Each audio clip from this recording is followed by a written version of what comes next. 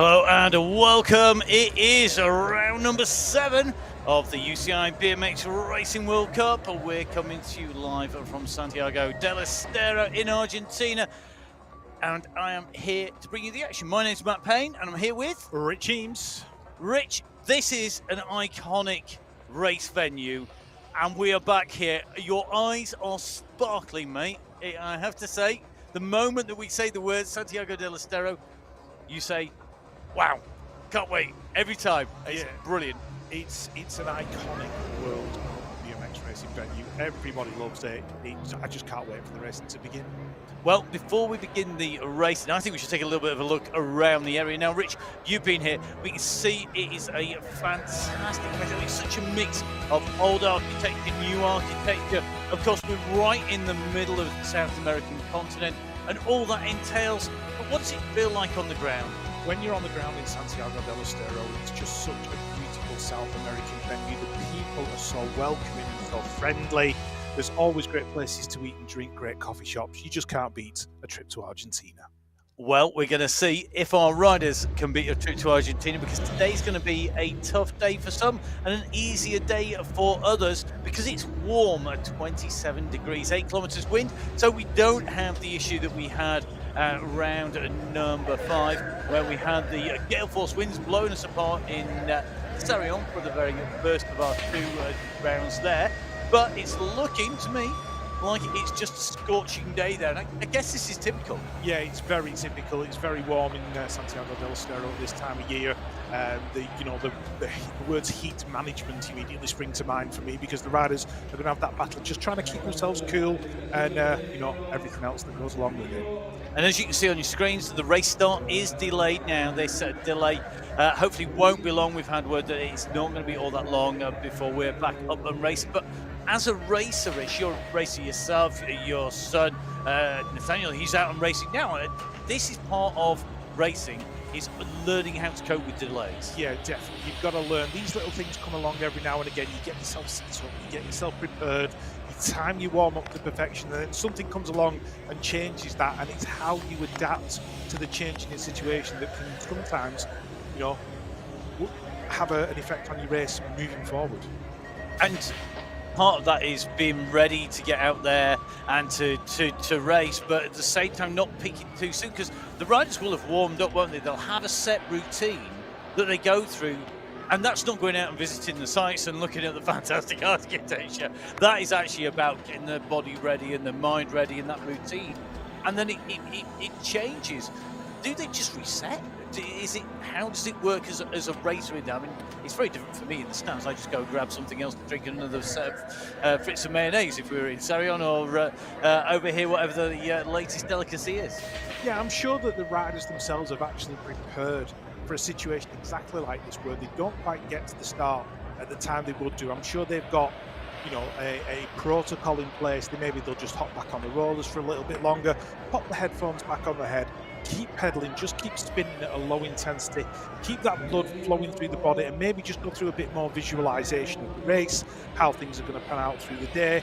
They'll know who they've got in the first moto, they'll know what gate they might be in, so they'll have an idea of what they want to do. So what they'll do is they'll just go through that kind of setup process, I think you described it as, and just keep themselves in the right frame of mind, keep the blood flowing, keep moving, and just stay on an even keel before they get up on that gate just a little bit later on. And the gate is where they all want to be, but at the moment they're all down at the bottom. Now, we saw a lot of the riders just sat waiting. I guess communication to the riders from the race commissaires and officials is key here. They're the guys who basically are in charge of when the racing runs, when it doesn't. And we saw Norm earlier in the season having to communicate about the wind and the cancellation of the round. That communication is all part of that role, isn't it? Yeah, that communication will be going back and forward between the riders, the team managers, the officials. The officials do their absolute utmost to keep everybody informed as quickly as possible as to what's going on and what kind of situation that they're facing and what a delay might be. But yeah, they do a fantastic job of that, and I'm sure the riders, are used to having these little scenarios pop up, and I think they'll make the most of it. They'll take their time, they'll keep themselves warm and ready, and then when the gate's ready to drop, they'll be on point and ready to go. So when the delay was first announced, it was announced as being at approximately 10 minutes or so of a delay to the race start. But the riders just watching what's going on, keeping an eye on the camera, keeping themselves amused. And as we can see here, just sat on what we would term the roll is actually effectively a turbo trainer, isn't it? Coming the back axle there and just keeping warmed up, just spinning those legs around, keeping the oxygen moving. Yeah, and that is exactly what I was talking about. Zoe Clayton's giving you the picture-perfect scenario there. Sat on the tall seat post on the turbo trainer, keeping those legs spinning, keeping everything moving, and just getting herself in, that prime physiological condition and be ready to go when the time's right. So we're going to see who adapts to the delay. It is all part of racing, irrespective of what discipline you're racing. It is pretty much inevitable. At some point, you're going to have that delay. And what I'm loving is the fan on the handlebars as well to keep cool. That is brilliant. Yeah, that's it. That is exactly what I was talking about before with the words heat management. It's very, very warm in that part of Argentina. I've been there in the past when it's been, 40 degrees, and it's a real struggle to keep yourself cool, drinking the right amount of water, taking the right amount of electrolytes in, and really just looking after the body, because they're doing multiple efforts across the day. And it can, if your fueling strategy and your hydration strategy isn't absolutely on point in an event like this, in temperatures like we have, it can make life very, very difficult when you get to the later rounds. You could end up running out of energy, you can end up cramping.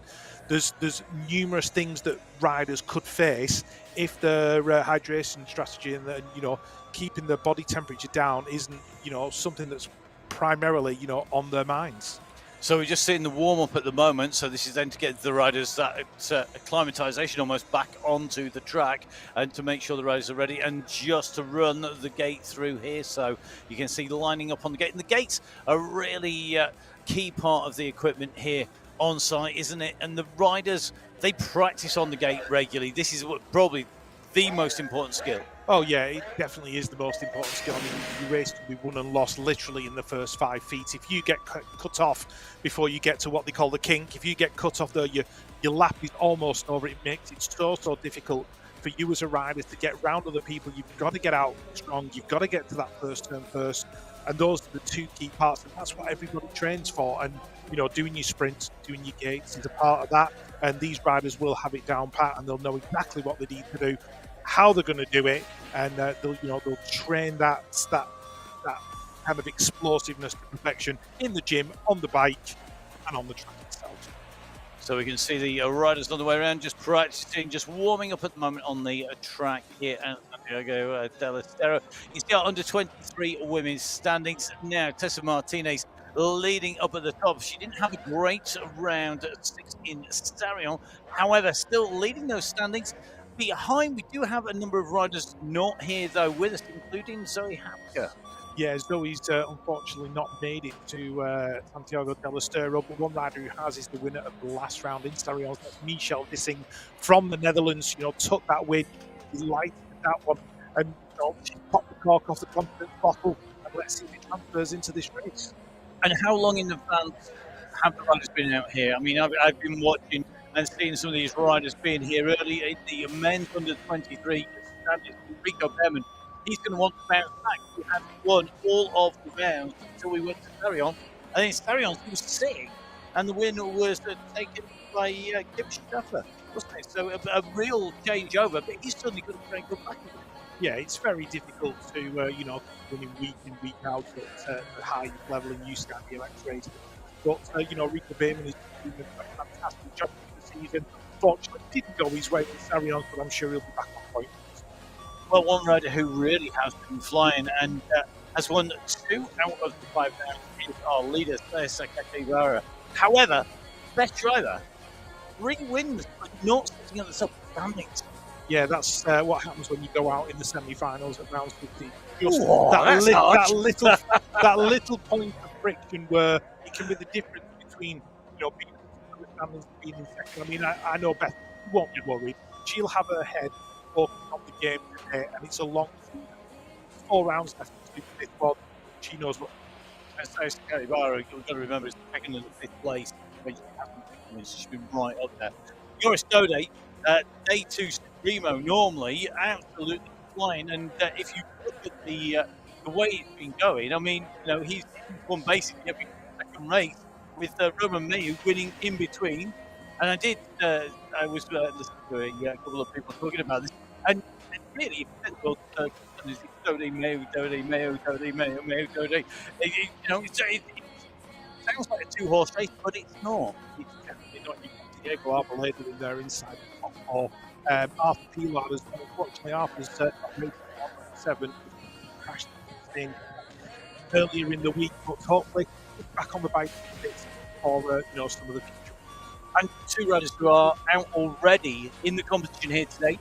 We've got Nick Kimmon and Sylvain Andre, who have been out of action. Yeah, unfortunately, Kimmon going out in the 8th. Okay, we're going to let the riders roll around. We're just going to take a quick break while they get warmed up and ready. We'll be back with you shortly.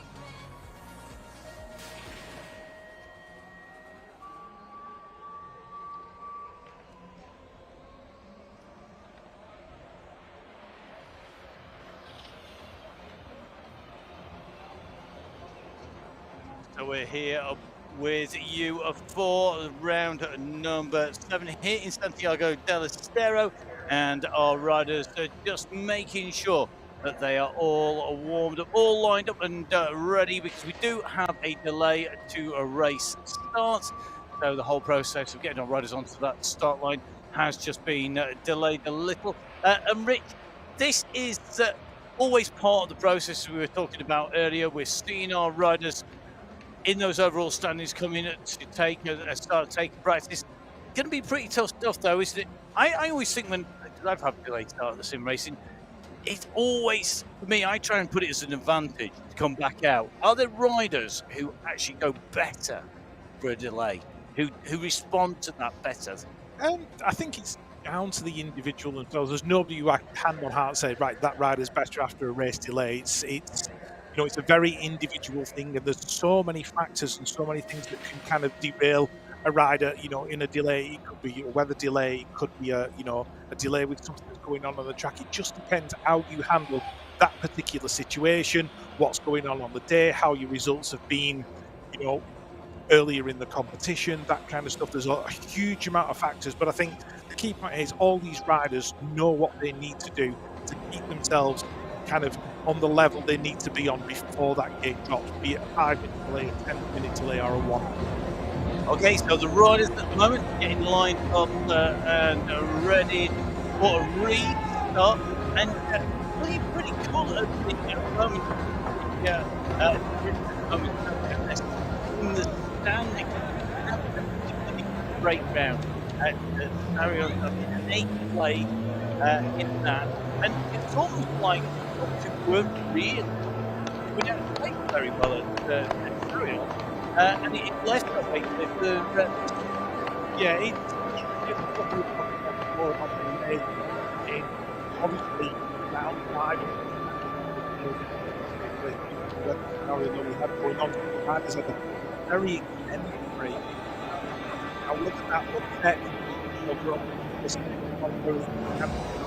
a little bit that tell us that, but sometimes BMX racing things just don't go your way. You have an off day, it doesn't quite work for the way that you want it, and it doesn't like running to risk a round of mistakes and carry on. It didn't go away, but she'll have put that behind her now. She'll be ready for round number 7 of the UCI BMX. Santiago del Estero, I guarantee you'll see a very different Veronica.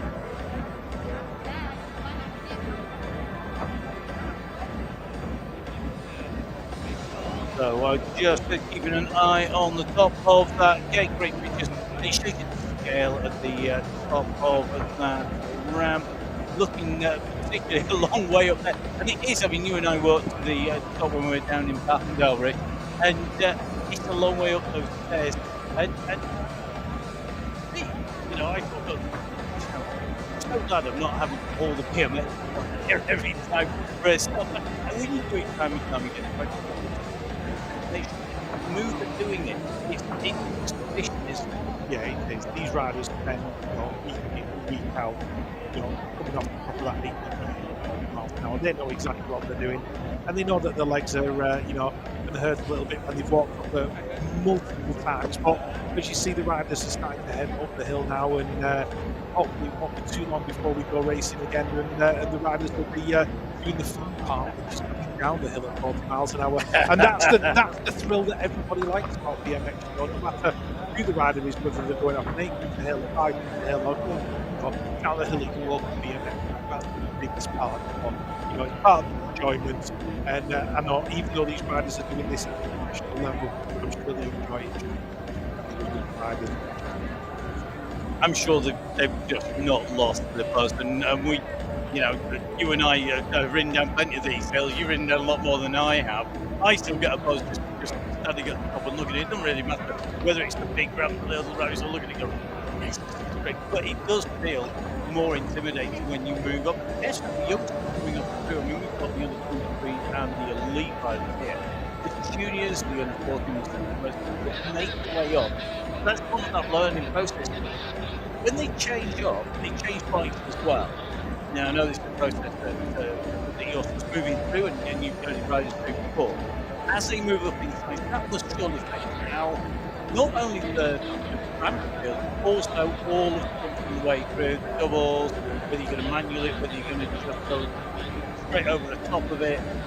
All that's going to be different when you change bike to bike. Yeah, and there's over the years, we get longer now, and a lot of these riders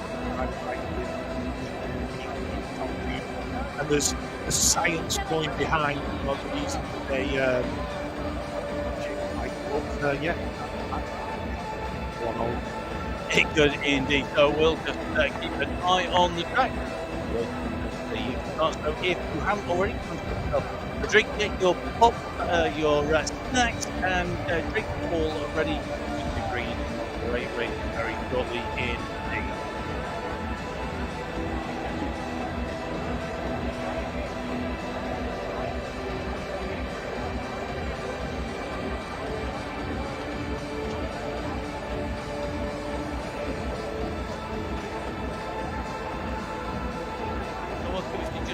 Joining us, expecting us to be midway through the race program.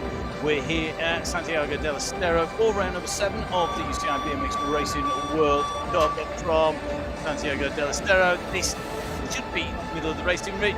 We have got a delay. It was rumored to be back that 10-minute marker, and that means that the riders, of course, are now having to go through that process again, as we've already explained. The riders, though, looking pretty chilled out down there. Yeah, Michelle Wissing looking very relaxed there. The rider from the Netherlands, she's been used to doing this kind of stuff, and I think by the fact that she sat there, helmet on, almost ready to go, it won't be long before we get up there. And the fans in the stands being very, very sensible, covering themselves with the umbrellas and the parasols, keeping the beating sun off their heads here at Santiago del Estero. As I was saying before, temperature-wise, you're looking at 35 to 40 degrees on some of these days. It gets very, very hot, and yeah, it's going to be a day to keep yourself cool. But we do have a start list for one of the women under 23 quarterfinals: Stariska, Hutt, Donners, Giraldo, and Tegan Pascal out of Canada as well.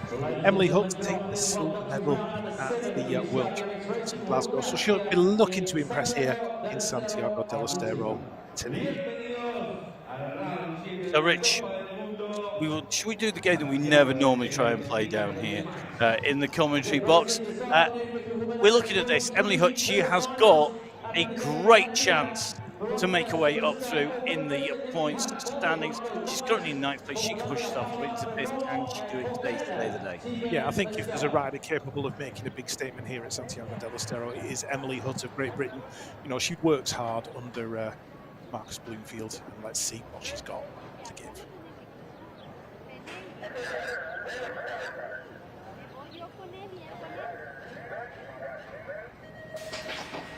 All right, here we go. Quarterfinal number one for the women under 23. Emily Hutt of Great Britain in the middle, moving herself over to the inside. Is she going to pick up a whole shot? Yes, she is. Emily Hutt of Great Britain leading it out. Veronica Stariska in there in that second position.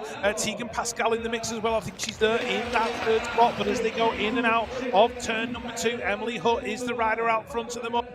Veronica Stariska looking very smooth and in control. Looks like she's just going to follow Emily round down that final straight, but it looks like Emily Hutt is going to take it to the straight. Hutt takes it to the line. Stariska just creeping up on the back of her, taking that second position. Tegan Pascal in third, and Aiko Gomez, the former world pump track champion, rounding out the top four and going through to the semi-finals. So the riders there going through the top of the standings. So you've got to go through right at the front. That is the battle, and it didn't go very smoothly at all. Hutt did get that whole shot there, but it wasn't placed on it. And we saw riders on that descent down from the gate having issues, Richard. And that is where, no matter how much you practice, when it comes to racing, it sometimes is the key. Just take a look left-hand side. You can just go down the ramp and the bike goes sideways. Not quite really lining that up there at the back. Yeah, it was all about Emily Hutt, though, just taking that lead into turn number one. Emily had probably visualised that first straight and knew exactly where she needed to be. And she made that pace. She was out front with about 3 or 4 bike lengths on Veronica Stariska as they came out of that second turn. But I think both riders knew that they were through at that point, and it was a case of cruising it across to the line. Well, let's see if it's going to be a cruise this time round. It is heat number 2 of 4 of our quarterfinals in the women's under 23. It's going to be Corley, Agudelo, Munoz, Venegas as well as Sham all up against it, because surely here Corley should go through. She's my favourite for this heat. Is she yours, Rich? Yeah, Ava Corley of the USA. She's certainly been putting in some sparkling performances, through the World Cups and the World Championships, and there she is on the screen right in front of us. So, she's certainly a rider with potential, but we'll have to see what she's got in this quarterfinal and how it pans out.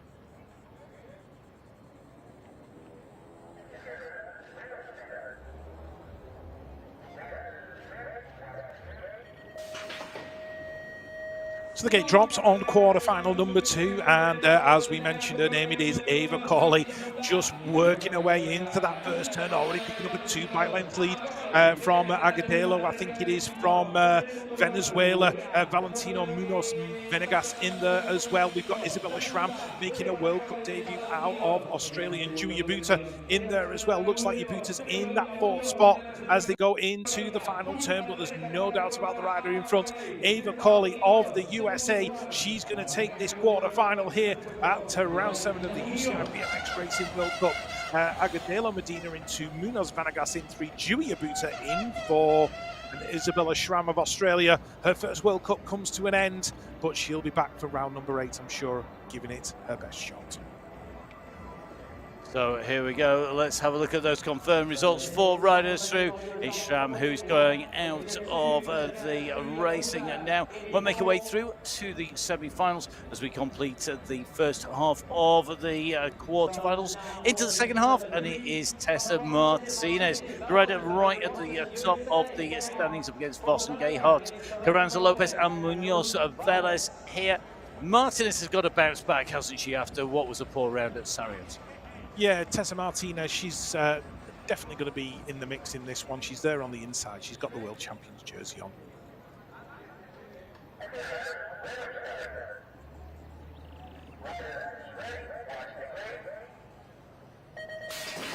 So the world champion on the inside with the rainbow jersey on the 500 on that number plate, and she's going to lead into turn number 1. She's got Isabella Carranza Lopez in there as well, and Mackenzie Gayhart of Team USA, who's worked her way into that second position. So Valerie Vossen of Belgium also in the mix as well. She'll be looking for a place inside that top 4, but there is no doubting at the moment who is out in front. It is Tessa Martinez, the world champion from France. Gayhart in there in 2. Who's going to get the 3? Who's going to get the 4?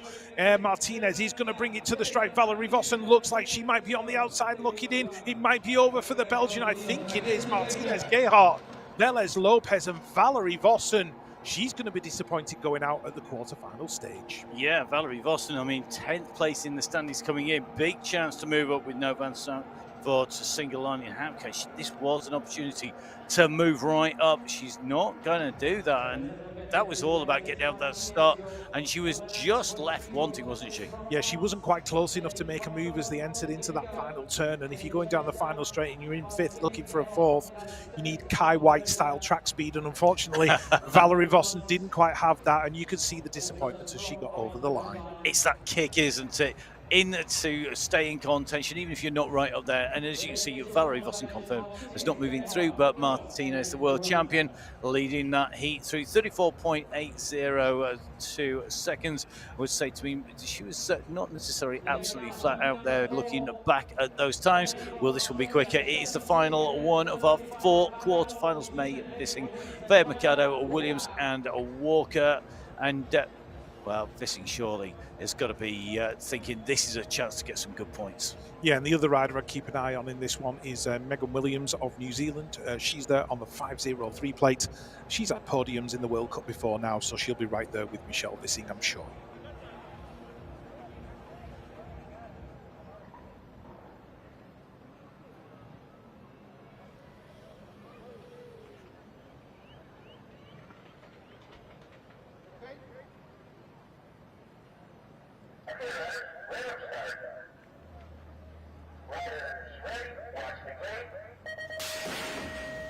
So the last of the quarterfinals for women under 23, heading down the hill, Isabella May of Australia on the inside. Oh, she's looking for a way in. She's going to take the whole shot. So the Australian in her first BMX Racing World Cup taking the lead in this quarterfinal. Michelle Vissing in there in 2, Fayad Mercado in 3, Layla Walker in 4. So Megan Williams of New Zealand is on the outside looking in, but Isabella May of Australia is going to lead it into the final corner, causing a bit of an upset in this quarterfinal. It's May, Vissing, 1 and 2 taking it to the line. The Australian's going to get it. Isabella May taking the win in that quarterfinal. Michelle Vissing, Layla Walker coming through. And Isabella May of Australia blows a kiss to the camera. She's a happy rider after that one. She had such a gap down at that final straight there. I think she could pretty much have just cruised down there and not put any effort in whatsoever. And she made so much ground early on. She's going to go through. So May, Walker, Vissing, and Williams will be joining the riders who make their way through and continue onwards. So to New Zealand riders joining the Dutch woman and the Australian winner going through on to our semi-finals. So we're going to move from the women's under 23 competition to the men's under 23 competition, and we're going to go across into the quarterfinals, the first of our quarterfinals. Well, what a quarterfinal. Rico Behrman lining up. He's got to be hot favourite surely after his defeat. He's going to come back all teeth and claws. Yeah, you've got to keep an eye on Marco Radielli. He's been junior world champion before now, and he knows how to get it done in under 23 racing as well. And then the wild cards, we've got a couple of Argentinians in there as well who'll be wanting to impress the home crowd.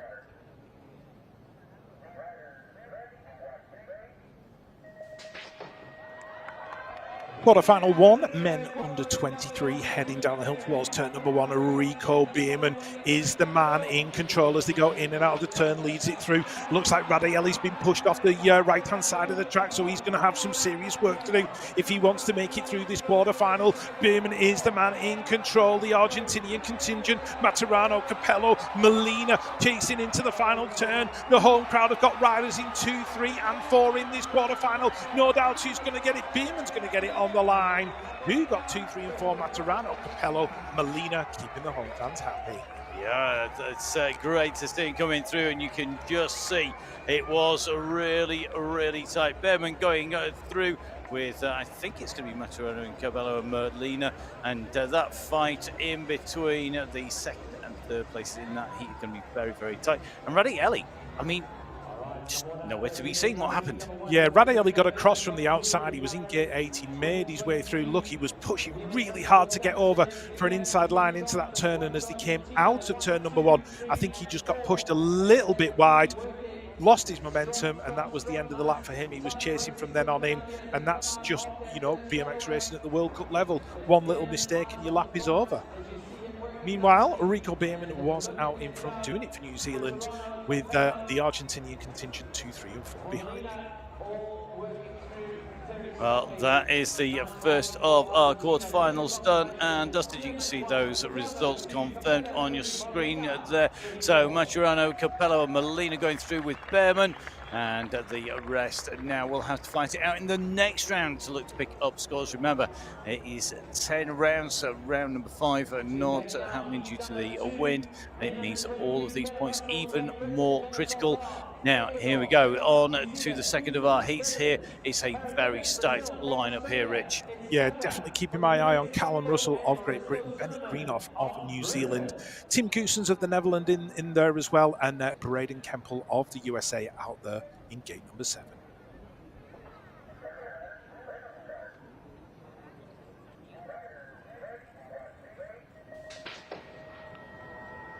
So here we go, more quarter-final action. Men under 23 heading down towards turn number 1, and it looks like Callum Russell of Great Britain has settled himself into that second position as they head towards turn number 2, and he's battling with the rider out front. Callum Russell of Great Britain in that spot. Bennett Greenoff is the rider in control though at the moment, and Tim Goossens in the mix as well as they go in and out of the final turn. It's going to be Bennett Greenoff. Callum Russell taking it to the line. Who's going to get the third and the fourth? It's very, very close. Greenoff, Russell, Kiros, and Thomas Tucker of Australia. Braden Kemple of the USA. He went from lane 7, but he couldn't quite get it done, and he ended up in 5th. And to be eliminated on that as you come in through the finish, I mean, the gap between the riders, that is absolutely nothing, is it? Between the riders there, 0.78, I think, of a second, 0.078 second, sorry, going between those riders. Between 4th and 5th place is a fraction of a second. Goose is out as well. So the rounds tick on as we move from the second of our heats in the quarterfinals, men's under 23, right into heat number 3 here. And Matteo Colsone, he is absolutely on fire, but still to take a win this year, quite surprising. Yeah, he came very close to beating Rico Behrman at Papendal earlier in the year, but if there's a rider capable of getting a World Cup win here in Santiago del Estero, it's Matteo Colsone.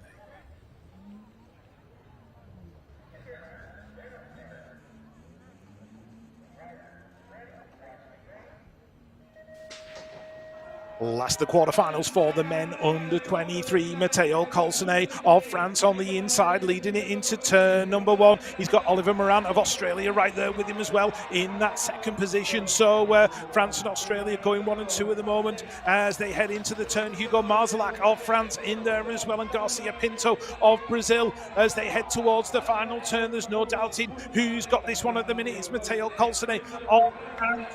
Moran's going to get the win. Oliver Moran's going to get the 2. Who's going to get the 3? Who's going to get the 4? Ramirez and Marzalek battling at the line. Pinto in there as well. Super tight in that 4th, 5th position as they came through there over the line. We were waiting to see the update, see who's gone through. That was so close, and that is literally that final throw can make all the difference, but not everybody having a smooth run there. Neusel and Elton just rolling the way down and in.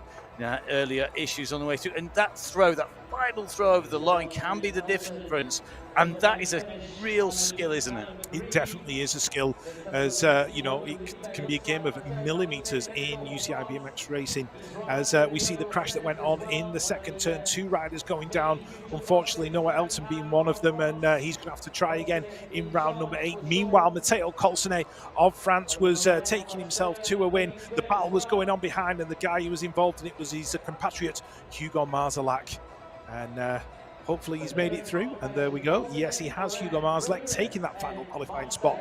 Very narrow margin to Vicente Cesar Garcia Pinto of Brazil. 200ths of a second separating being in it and being out. Let's see if this is as close to the final of the 4 heats in the quarterfinals in the men's under 23 competition. Going to be another tight one and another stacked heat here. Yep, I've got my eye on Jesse Asmus in lane number 1. He's been putting in some great performances in the World Cup this year. Let's see what he can do in this one.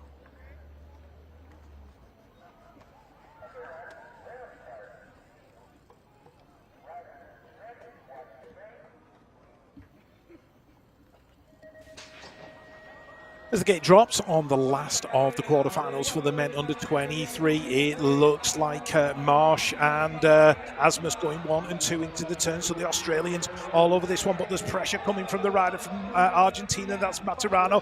Renato da Silva of Portugal. He's involved in this one. Where is he? Is he going to make his way into the top 4? He's in about 5th or 6th of the minute, so he's going to have to make a move in this final corner. But as they come out of it, it's Australia in control. Maturano's making his move for Argentina. Is he going to pick it up at the line? Yes, he is. Maturano of Argentina making his way into first place, keeping the home fans happy. Da Silva in there in 6th, but Marsh, Asmus, and Mizuda of Japan going through. Super tight yet again, and that was a big drift wide on the finish there. Just sort of came across the that final straight from left to right as he came down right to left as we looked at that. It looks like going to go straight through. Maturano, Marsh, Asmus, and Masuda go through the final qualifiers from the men's under 23 quarterfinals, going into the semi-finals, which means we will move on from the men's under 23 competition into the women's elite. And if we think the racing is close so far, it's going to get even closer now as we move up to our elite men's and our elite women's categories, because this is, of course, the top of the tree. First of our quarterfinals, well, we've got Laura Smulders in up against a real who's who here, Rich. Yeah, really good to see Malin Kjellstrup of Denmark back on her bike. She's had an injury to her feet and her ankles, and she's back on the bike here in Santiago del Estero. You know, I'm excited to see Malin on track. She's a very entertaining rider. So she's in 16th place in the standings coming in. The only way is going to be up and likely to happen here today at Santiago del Estero.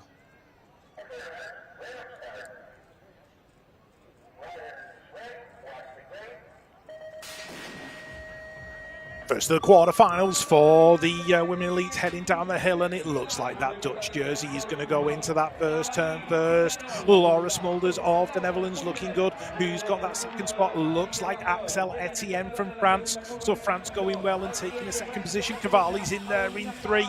And where is Lexis Colby? She's battling. She's looking for a 4th spot. Malin Kjellstrup not quite where she needs to be in this one. Delaney Vaughan in there as well. But as they come out of the final corner, it's going to be Laura Smulders. She's won here on multiple occasions. Great lap from Laura Smulders. Axel Etienne in there in 2, Cavalli in 3, and the battle of the Americans won by Delaney Vaughan, taking that 4th position. 33.069. Super fast time here today. Really good to see. You see straight away in with the tall seat pin. Going to be out and keeping those legs spinning and getting rid of the lactic acid that must have built up here. Yeah, that first straight, though, coming straight out of the textbook from Laura Smulders, taking that whole shot from the inside, got a little bit sideways, did Axel Etienne, but he didn't stop her getting into second position, and she held that to the line. Meanwhile, there was a battle between the riders from Team USA, Delaney Vaughan and Alexis Colby, and Delaney getting the better of the exchange. She takes that final qualifying spot and moves into the semi-finals. And hardly anything to separate the riders. Just looking at their gate times down there, so quick on the way through. Delaney Vaughan actually the fastest out of the gate, qualifies in 4th place. Smulders taking the win as they go through. So the first of our women's elite quarterfinals done and dusted. We're going to move on to the second of the heats. Riders already up at the top of the ramp, and here we have, of course, world champion. Is she going to make it count today, Rich? I think Bethany's going to be fully focused and ready to go in this quarterfinal and take her way through to the finals later on, but she's got to have a battle with Elise Willoughby, who's going to be right there next to her in the gate. So 2 of the heavy hitters in the women elite class in gates 1 and 2.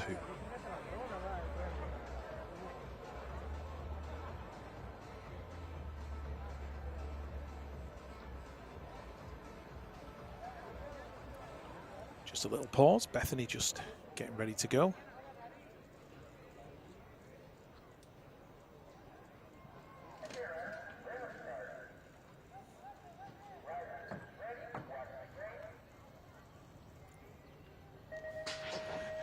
And as the gate drops, it is Bethany Shriver of Great Britain getting a slightly better start than Elise Willoughby of the USA. There's battles going on in the middle, but Bethany Shriver, the world and Olympic champion, picking up the whole shot. Elise Willoughby using all her skill and experience to work her way into the second position. Gabriela Bolle Carrillo of Colombia there inside the top three. But as they head down towards that final, is the rider in control? Who's the rider in that fourth spot? Looks like Camille Murr from pick up that final qualifying position. Eberhard might not have enough for as they get to the line. Camille Murr going through in for Shriver, Willoughby, Carrillo, Murr.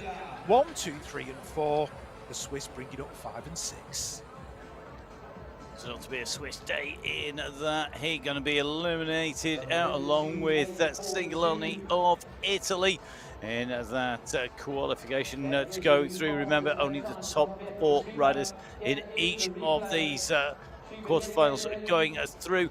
Shriver absolutely flying clear on the way through. Willoughby did a really neat move though, coming around corner 1 and then just held that and looked very, very confident into.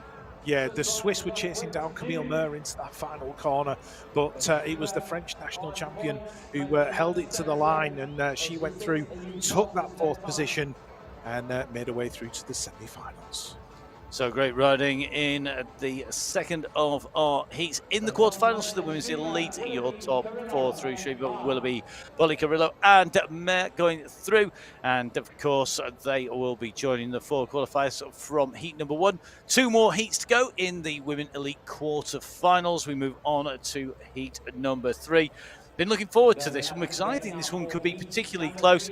And are we going to see the Queen of BMX back on the top, back in South America? Well, you certainly can't bet against Mariana Pajon racing in South America. She's got the crowd behind her, and I'm sure it just adds that little bit of extra speed. And she's also in gate number 1.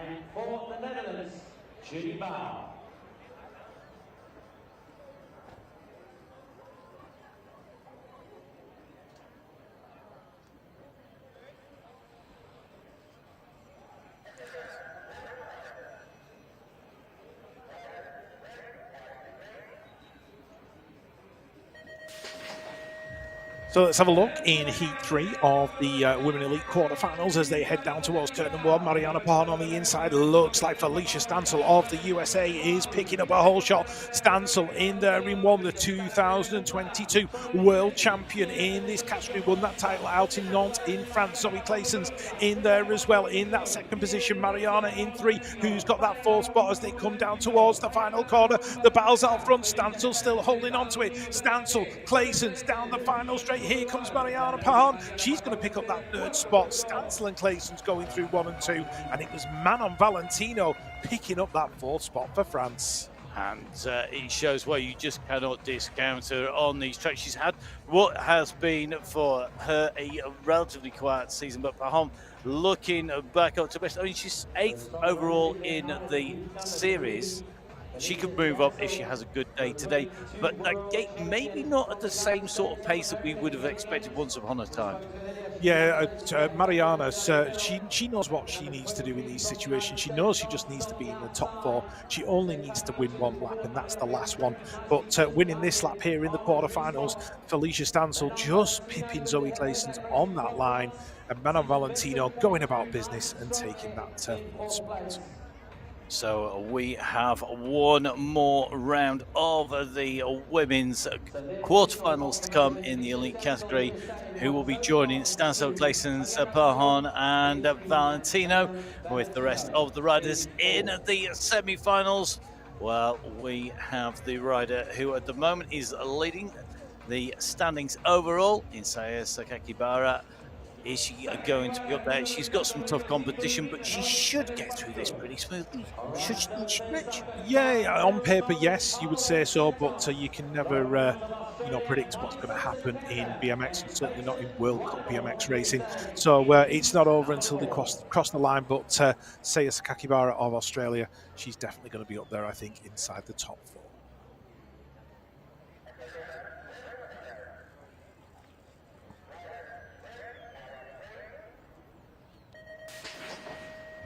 Here we go with the last of the quarterfinals for women in elite. Looks like Meryl Smulders of the Netherlands not getting the start that she wanted. She's right there in the back of the pack, so she's going to have to make some moves as we go through the rest of it. In there in that second spot is the 44, the Canadian rider. That is Molly Simpson. Lauren Reynolds, the World Cup veteran, in there in 3, and Peyton Ridenauer of the USA in 4. But here comes Meryl Smulders now down the third straight. Is she going to be able to make a move in the final corner? Saya Sakakibara of Australia is the rider out front. Lauren Reynolds in 3, Molly Simpson in 2. Who's going to get that final qualifying spot on the line? It's going to be close. Smulders went for it. She made the lunge. It's a photo finish with Peyton Ridenauer. We're going to have to wait for the results. It's very, very close. It's very, very close. It isn't half, isn't it? This is BMX racing all over, isn't it? This is what it's all about. It's always tight. It's fractions. It's, it's just like it's one watt through one leg in one pedal stroke can make all the difference. Yeah, it definitely can. Meryl Smulders, by her own admission, I think when she watches that lap back, didn't get the start that she actually wanted, but she certainly made up for it the rest of the way around. She was making all kinds of efforts as they went down that third straight and into that final corner. And she made the lunge at the line, and the question is, did she get close enough? Because she was out of the back there as they went down the first straight into that first turn. Meanwhile, Saya Sakakibara of Australia out in front in this quarterfinal. She got a 5 or 6 bike length gap there on Molly Simpson. Totally in control, the series leader in women elite. And you can see Meryl just chasing at the line. Has she done enough to get past Peyton Ridenauer? We're about to find out. It's so close. This is going to be really interesting. Oh, so Meryl Smulders out and look at the difference. 0.011 of a second. So that is 11 thousandths of a second.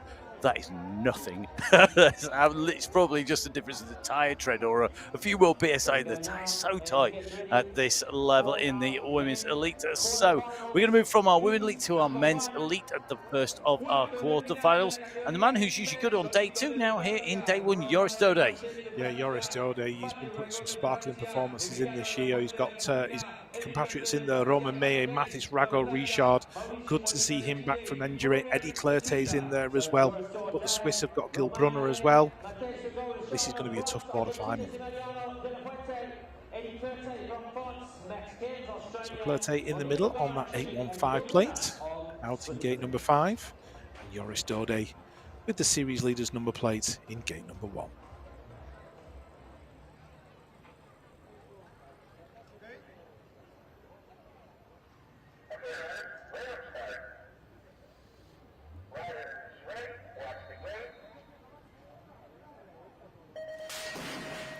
Men elite quarterfinals are go. Oh, disaster, I think, for one rider who's gone over the front of the bike as they come down the start hill. But Joris Dode taking the whole shot. Eddie Clerte in there into another rider's hit the deck. So 2 riders down before we come out of turn number 1. That's Roman Meyer in there in 3 kill. Well, I think he's inside the top 4. He's got pressure coming from the rider from Argentina. That's Emiliano De La Fuente. De La Fuente wants to keep the home fans happy, but it's all about France. Joris Dode, Eddie Clerte, Roman Meyer. 1, 2, 3. Who got the 4? De La Fuente got it. The home fans will be happy about that. They will indeed. They're going to be ecstatic as he comes in through, takes away the 4th spot there, subject to confirmation on our screens, of course. And the 2 riders that went out were Rago Richard and Melina Vergara going down. And you can just see this descent here is right off from the gate. Yeah, I don't know if he came unclipped or if he tipped the gate slightly and that's what caused his weight to go forward. I'm not quite sure, but meanwhile, Maurizio Valina sliding out, the runner-up in the 2022 Under-23 World Championships. His day is done. Meanwhile, out front, Joris Dode, the series leader, leading into that final turn. Eddie Clerte in 2, Roman Meyer in 3, De La Fuente bouncing that bike over the line. He's very happy in 4th. So 3 Frenchmen up at the top of the standings in terms of going through in heat number 1 of 4, with De La Fuente, the 4th rider to come through, the Argentinian, making his way through. Rago Richard and Vergara not making way through. And you can see that time gap. They rolled it in through just afterwards. Good to see them back up and rolling the way round through the finish Our riders made of tough stuff here at the BMX Racing World Cup as we move on to heat number 2. And of course, we've got Roman Mayu when we're talking about day as the man of day 2. Mayu really the man of day 1. Certainly is. The world champion didn't quite get the result he wanted in round number 6 at Sarrions on his home track, so he'll be looking to make up for it here in round number 7. But I know all the Great Britain fans will have their eye on the rider in gate 5, Quillan Isidore of Great Britain. He's got unfinished business in the World Cups. I know how bad he wants it, and let's see what he can pull out the bag in this quad. It's the big man, Alfredo Campo. So riders just getting set and ready as we await the starter's call.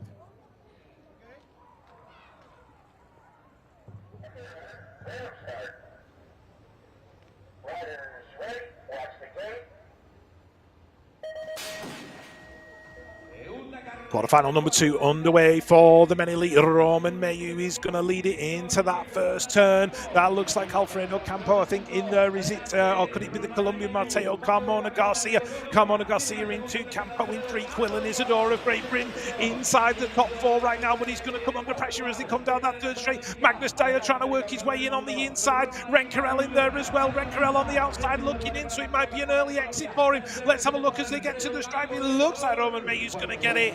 A shake of the head from Jeremy Rencarel out at the quarter-final stage. Quillan Isidore goes through inside the top 4, but disappointment for France in that quarter-final. You relished saying that, Rich, didn't you, really?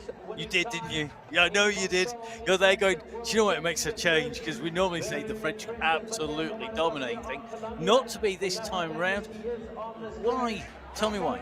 I think Jeremy's gate wasn't quite on point, quite what he wanted, and as we were saying earlier in the show, you know, you can get to the kink and get cut off, and that can be a lap almost over, and it just didn't quite work out for Jeremy Rencarel on this occasion. He's there in 5th, but Mayu, Carmona Garcia, Alfredo Campo, and Quillan Isidore going through to the semi-finals. Well, France are not going to get anybody qualifying through in heat number 3, and the reason for that, they haven't got anybody in there. No, but one rider who is in there and is back from injury is Cameron Wood, the USA. He's been out for a little while with an injury, and it's really good to see him back. And I'll have my eye on the skills of Renaud Blanc right there on the outside on that 373. And certainly a rider so entertaining, so good to watch. Let's see what he's got. Extra minutes from Colombia, Wood and Austin from the United States, Santos from Brazil, Schmidt of Germany, Enrico Viegas, Argentina, and Roland from Switzerland.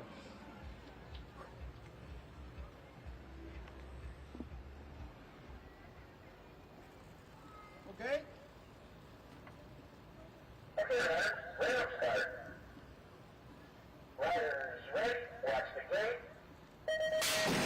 For the 2 Americans in the middle, Cameron Larson, who's renowned for his starts, and Cameron Wood as well, as they're heading towards turn number 1, and the Americans are going 1 and 2. So as they head down the straight, here comes Torres on the inside. Oh, he's absolutely flying into that second turn, stealing the second place away from Cameron Wood, but Cameron Wood exactly where he needs to be, inside the top 4. Larson leading it into the corner. Looks like Torres isn't done yet. He wants the win. He wants the crowd going wild. It looks like he's going to get it. Torres gets the win.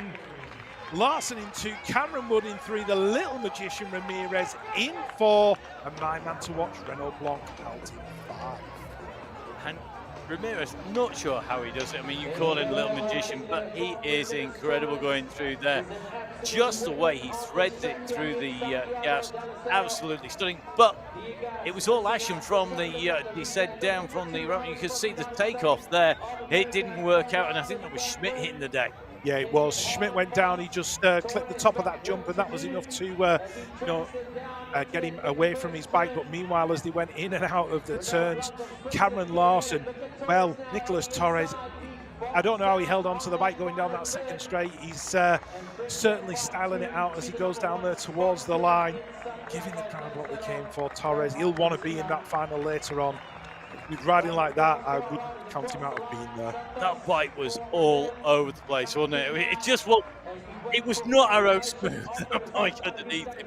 It was going sideways. He had it all over. Now, you said starting it out. Was that just pure determination and absolute aggression because he wanted it so badly? Yeah, he wanted it badly, but I'm sure he knew what he was doing. He was just making it look good in the process.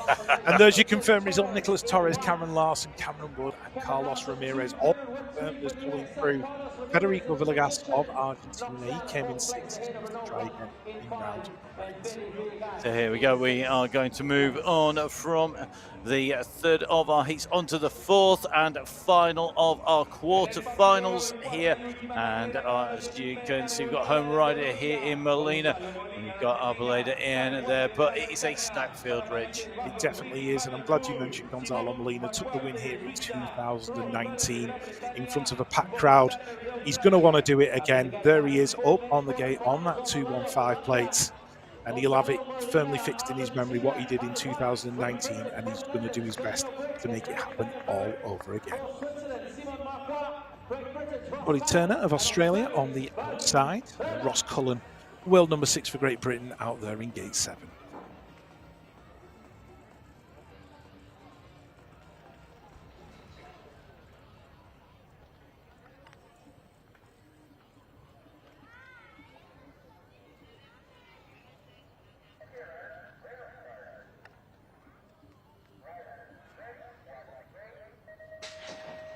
So the two South Americans on the inside, Arboleda and Molina. And Molina's been shuffled to the back of the pack. He's in there in 7, so he's really going to have to make it work. He dives inside in that first turn and works his way into the top 3.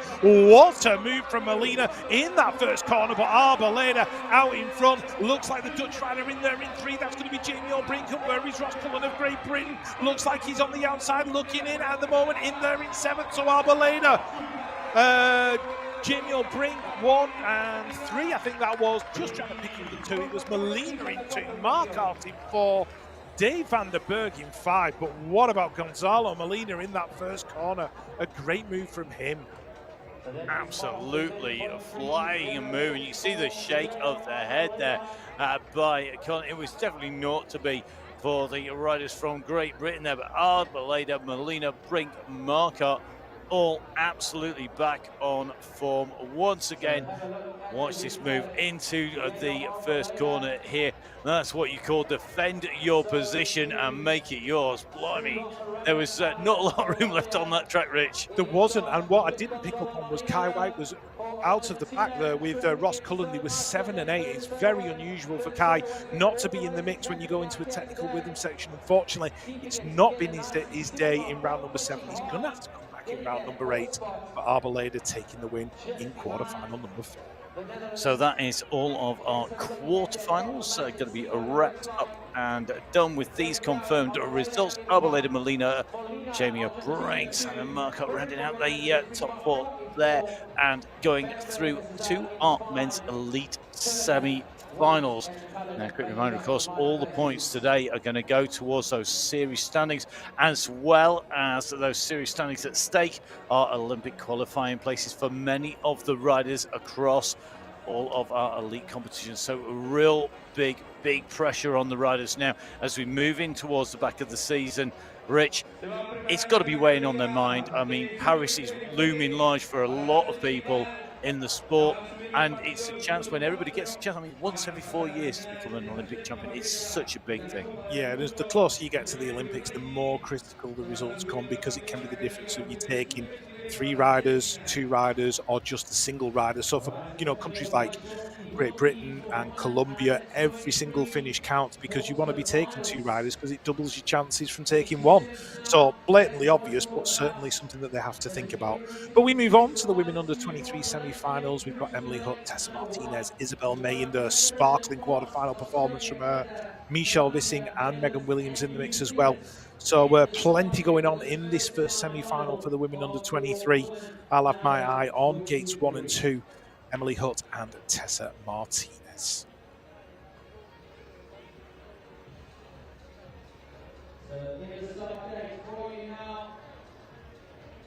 So the riders almost ready to go. Megan Williams on the outside there. And that's Isabel May of Australia, next door to Tessa Martinez, wearing the World Champions rainbow jersey.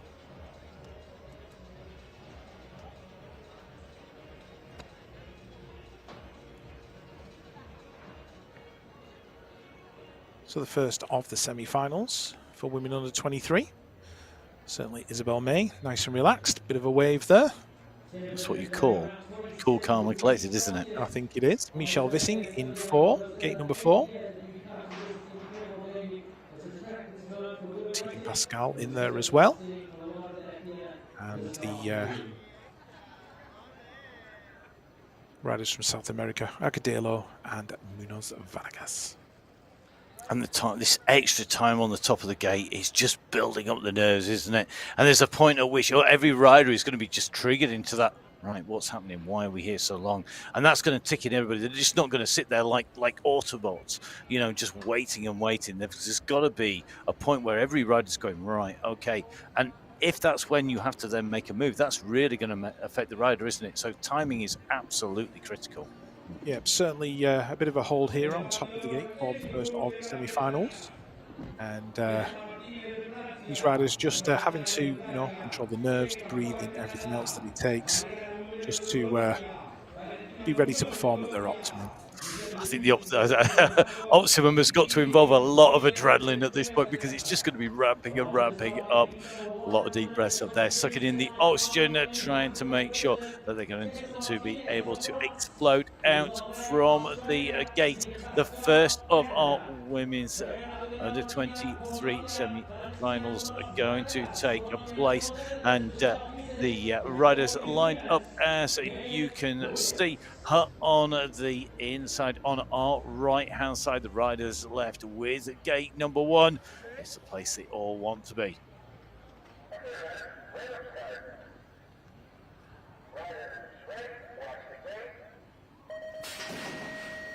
Semi-final 1 underway for the women under 23. Emily Hutt on the inside, Tessa Martinez in the middle, and it looks like riders are making their way across. Michelle Vissing going down the inside. She's worked her way into a top 4 spot. That's Tessa Martinez in there in 5, so the world champion on the outside looking right now. Emily Hutt, slight mistake as they went into that second corner, but it's not affected her. Agudelo Medina in 2, Vissing in 3. Martinez has worked her way into that 4th spot. Pascal trying to get in there as well. Here comes Isabel May of Australia. It's going to be Emily Hutt of Great Britain winning the semi-final. May of Australia is going to get that second position. Medina in 3, Pascal in 4, and a big shot, Tessa Martinez going out in 5. And Martinez from not quite hero to zero, but from world champion to going out in the semi-finals. And this now makes that 2 rounds in a row where she has not been performing as we would expect.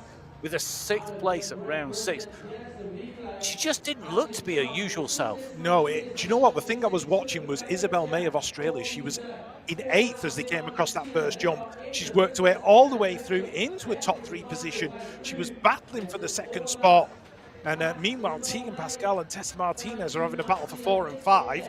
Pascal takes that, Martinez goes out, but a superb lap from Isabel May of Australia. That was awesome. Absolutely on form at the moment. I mean, just looking so strong, but take nothing away from Emily Hutt there. She had clean air between her and the riders behind. So a shock, as Rich said, as the world champion goes out in the semi-finals, and it does mean that it's left the way open now. Stariska, who is up at there, right at the top. She's in gate number 1. She's the rider who could benefit the most, because she's sitting in 2nd position in the series standings. And although it's a substantial points difference, she can start closing that down. She's definitely got the opportunity to close the gap now on Tessa Martinez. And there is Veronika Stariska of Latvia in gate number 1 on that 501 plate. And next to her on the 510, Team USA. A rider to watch, a real talent, it's Ava Corley. Gate number 3 on the 533 plate. They call her Skittles. From the USA, it is Mackenzie Gayhart. Gate number 4 on the 522 out of Colombia, Manuela Munoz Velez. Gate 5 on the 509 out of Colombia. It's Isabella Carranza Lopez. Gate 6 on the 516 from New Zealand. All smiles. It's Layla Walker. Gate number 7 on that 511 plate out of Japan. It is Jui Yabuta. Gate number 8 on the 505 from Belgium. She's been World Punt Track champion before now. It's Aiko Gomez. So the second semi-final for women under 23, round 7 of the UCI BMX Racing World Cup.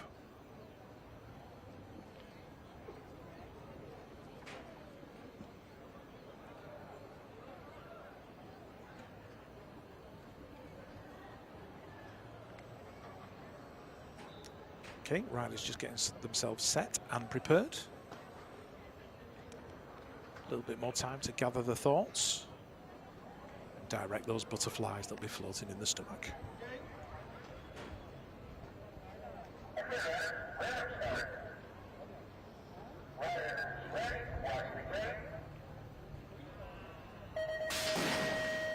Women under 23 semi-final number 2 underway. Looks like Ava Corley has got a great start as they head in towards turn number 1. Stariska on the inside. Mackenzie Gayhart working her way in as well. That looks like Carranza Lopez there inside the top 4 as well. But Team USA, Ava Corley just kicked up a little bit over that jump as they go into turn number 2, but it's not affecting her. She's looking smooth and in control as they head down towards the final corner. It's going to be Corley. Oh, Mackenzie Gayhart's worked her way into 2. Stariska in 3.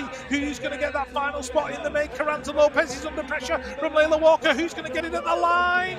Walker gets it from Carranza Lopez. Stariska in 3, but a great performance and all smiles from Ava Corley.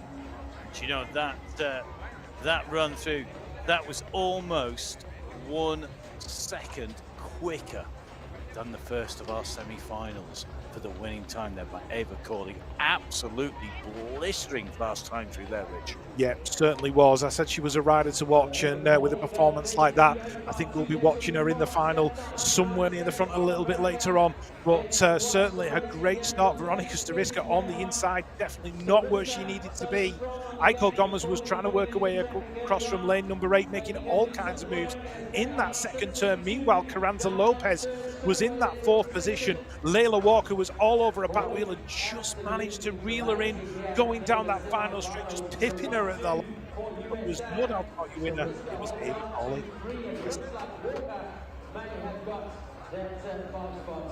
Super tight at the top. Ava Corley's smile at the top of the ramp, reflected, I'm sure, with the smile at the bottom, taking away top spot. 33.85 to the winning time in the second of our women's under 23 semi-finals. Gayhart, Stariska, Walker, and Carranza Lopez. Carranza Lopez and Walker battling it out, but it was Walker who goes through on fractions of a second. Be an absolutely cracking women's under 23 final, but plenty of racing before we even get to that stage, Rich, as we move on to our men's under 23 semi-finals. And we were talking before the show, Rich, about some of the heats you would, semi-finals you maybe would want to or not want to be in here. But apart from Behrman, actually this looks a little bit wider open other than Behrman in here. Yeah, it's certainly a well kind of defined semi-final here. You've got Oliver Moran from Australia. Everyone, Great Britain, are going to have their eyes on Callum Russell. And then you've got the likes of Jesse Asmus and Yuchi Masuda in there too. So a real mix in this one. Interesting to see how it pans out. But certainly the man of the hour for the first few rounds anyway on that 500 play out of New Zealand. He's in gate number 1. It is Rico Bierman. Nice and relaxed next door to the 521 plate out of Australia. We're in the green and gold stripes. That is Oliver Moran. Gate number 3 on the 512. The home fans will be going absolutely wild for this rider. It's Federico Capello. Big cheers coming from the stands in Santiago del Estero. 539 plates in gate number 4, also from Argentina. Expect some noise for David Ramirez.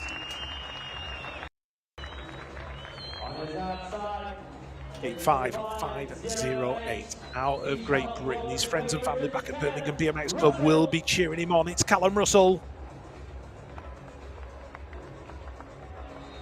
Gate number 6 on the 518. Out of Brazil, it's Paradelas Quiroz Cañero. Gate 7 on the 511 out of Australia. Certainly a rider to watch at any time, but certainly in this semi-final, it's Jesse Asmus of Australia. Now in gate number 8 from Japan on the 509, Yuichi Masuda. So Bierman, the hot favourite here, Rich, but the rest must be thinking we've got a good chance here. This is the time to make it count.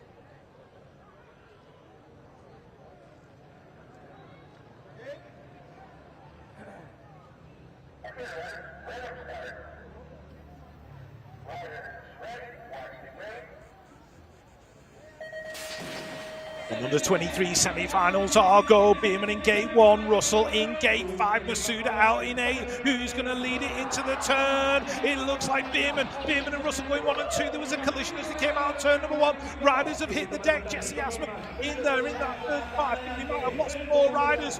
We'll check it out and have a look for you, but it's Bierman and Masuda. That's your 1, 2, 3 and 4 in and out the final corner. These 4 riders are going through to the final of round 7 of the UCI BMX Racing World Cup. Callum Russell goes through in 2. Bierman takes the win. Moran and Masuda 3 and 4. But it's all about what happened in turn number 1. What did happen is like a grenade went off. It was just too many riders all fighting for one place there, surely, Rich, because it was so tight coming through. And there just wasn't, there was no track left, was there? It was, you're going for the grass or you are going to have a mid-flight cuddle with somebody else. Yeah, it was very tight on the inside. Everybody's looking for an inside line. We might be able to pick it up. One rider didn't even get into the first corner, one of the Argentinians, and then there was a domino effect, claiming one of the Australian riders. Got a feeling that might have been... not sure who that was, actually. Didn't quite catch it. But meanwhile, out front, Bierman, Russell, Moran, Jesse Asmus it was who got caught up in that first turn. And Masuda was in there in 4. There was so much going on. He's just picking out all the details. It is, I think it's Ramirez and Capello down for Argentina. They didn't make it through. Then Paradelas Cañero not making it through with Asmus as well. So it should be Bierman, Russell, Moran, and Masuda confirmed as going through. Here we go. We'll get the confirmed results. It is Bierman, Russell, Moran, and Masuda who do make it through and will be into our finals. And that's 2 of the home riders out. 2 riders who will know this track. They'll know absolutely every little stone, every turn, every bump. But that sometimes just isn't an advantage. There's just nowhere left to go. Yeah, it's always a difficult one at this level. You know, the smallest mistakes get punished. But as we look at the lineup for semi-final 2, Colsone, Maturano, Greenoff, we've got Marsh in this one. We've got Hugo Marzalak, Thomas Tucker. So a real mix-up. And the first of the riders that we see on the gate in lane number 1 on the 501. Took a second place at Papendal earlier in the year, just behind Rico Bierman. That is Matteo Colsone. Well, Marslick, he's got a lot to gain here. Sitting in 6th in the standings, no stoner on start line, no Pipers from Radielli making it through. He has got a big chance to score some big points here. Colsone, of course, is the rider chasing Bierman in 2nd in the standings. Well, it really is going to change as we move into rounds 8, 9, and 10, which are going to be coming up after today's round. Yeah, as we check out Bennett Greenoff of New Zealand, who's there in gate number 3. So New Zealand being well represented here in round 7 of the World Cup. Thomas Maturano of Argentina in gate 4 on that 6th place. We'll be getting some serious encouragement from the crowd here. And the 560 in gate number 5 for Australia. That is Joel Marsh. So the Australian lining up there in the middle of the gate. Gate number 5.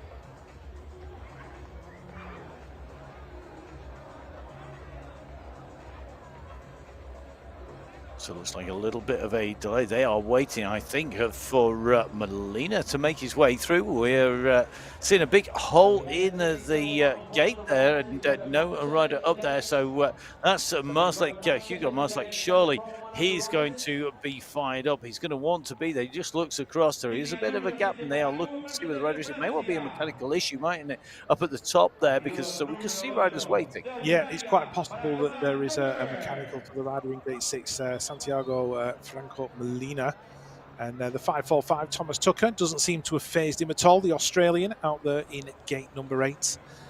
Molina of Argentina, I can only surmise that there might be some kind of issue that's causing him to not be in the gate when he's supposed to be there. Maybe they're just doing their best to sort that out. Certainly, Matteo Colsonet of France there on the inside doesn't look too concerned.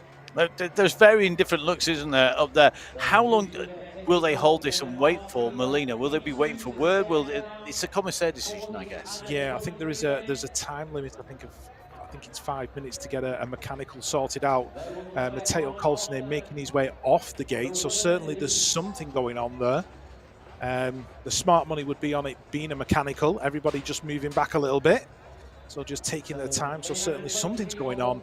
We're going to await change and just find out, what that might be. So mechanical, you get an issue, don't make it up to the top of the gate. You then get a chance to fix that within a set time limit to go back up again.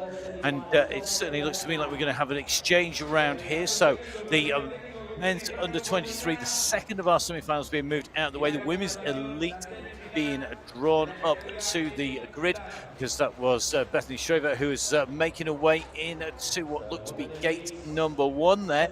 So the men's under 23 move to the back, and the women's elite draw up to the grid. So we're going to have a little shuffle of the order, and as if our riders hadn't had their day changed about enough by having to wait, it's more change here at the track. That is part and parcel. And I mean, if you think it's quite manic on the track at the moment and some quite confused, I mean, a lot of the national rounds across the globe will run off multiple heats, multiple finals, running on the track at the same time. It's not just get one done and clear through. So it does make a difference to these riders, but they're well trained. They've been doing this for a long time.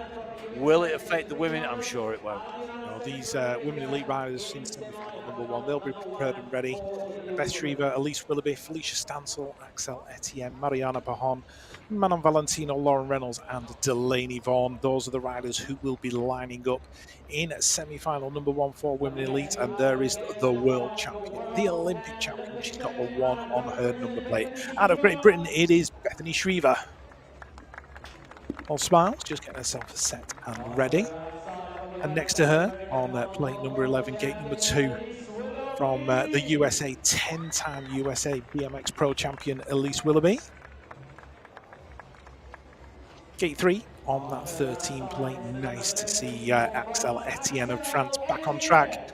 Had a few injuries, but she's certainly back on the World Cup scene with a vengeance. Gate 4 on the 23, the 2022 world champion in women elite from the USA. It is Felicia Stansel.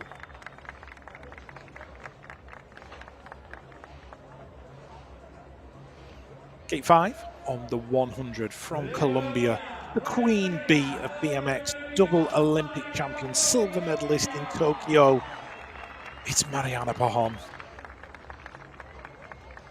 The 971 out of France.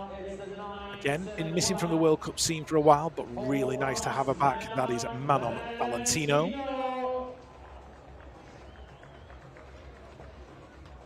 And on the 31 plate for the USA, it is Delaney Vaughan.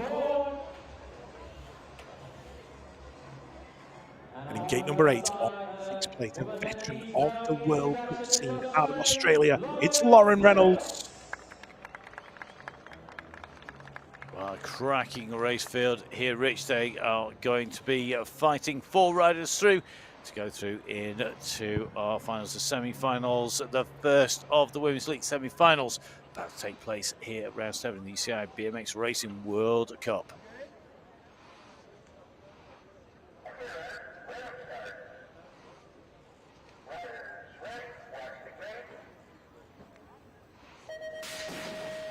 First semi-final of Women Elite is go. It looks like Stansel got a great start. Bethany Shriver in there as well. Where is Elise Willoughby? She's going to have to make some moves, I think, to get through into the top four. Here comes Manon Valentino as well. And as we look as we go into turn number 2, it is Bethany Shriver. Felicia Stansel in that first and second position. Mariana Pajon in there in 3. Looks like Lauren Reynolds is in there in 4. So Elise Willoughby is on the outside looking in. Looks like she's not going to make the final. Shriver taking it to the line. It's Shriver, Stansel, 1, 2, 3 Reynolds, 4. Etienne in 5 and Elise Willoughby not making that final here in round 7 of the UCI BMX Racing World Cup. So Willoughby dropping points. She was third coming in to this round. She was right on the heels of Bethany Shriver, but not going to be the case now going forwards. And Elise Willoughby will now need to pick herself back up again. Incident-free relatively, but Reynolds, what a great gate from her. She came from 8 right the way down, made herself really big and fought to hold the position for there and left the rest really chasing. But look at Bethany Shriver here, really was class apart coming down onto that final straight ridge. Yeah, she did a great job there, did Bethany. Felicia Stansel will be very happy with that second position. A comfortable third for Mariana Pajon, but a great lap from Lauren Reynolds coming from gate 8 to take that final spot in the main event. So we're going to move on to Heat 2 of our women's semi-finals. Schmolders, Sakakibara, Claysons, Bolly Carrillo, Mayer, followed by Simpson, Cavalli, and Rydno. Those are the positions that they qualified. Again, just seeing a little bit of a shuffle round in terms of the gates, with Rydno going into gate 7 and Cavalli going into gate 8, Rich.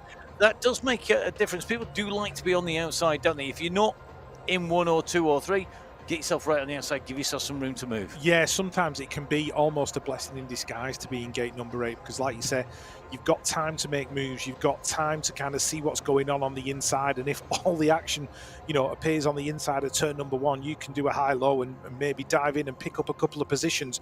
It's not the easiest thing in the world to do, but it's also not impossible. What it does do is give you a little bit of time to react if something goes on in front of you. You've got a chance, even though you're not on those real key inside lines. So we'll see who's going to take this out. Sakakibara at the top of the standings. 2 wins out of the 5 rounds raced so far. Remember, round 5 had to be cancelled due to those high winds that were blowing pretty much anything and everything away. Blew all of Rich's hair away and most of mine on the way through. I don't think we have much to start off with, though. But definitely a windy day taking out that one round. But Sakakibara is going to have to try and take out Laura Schmolders. Schmolders, cool as a cucumber. She's done this so many times. Yeah, she certainly has. Won both days here in 2019, but she's got a work cut out with the rider in gate number 2 on the 77 out of Australia. It is Sakakibara. Gate 3 on the 65 plate out of Switzerland. That is Zoe Claysons.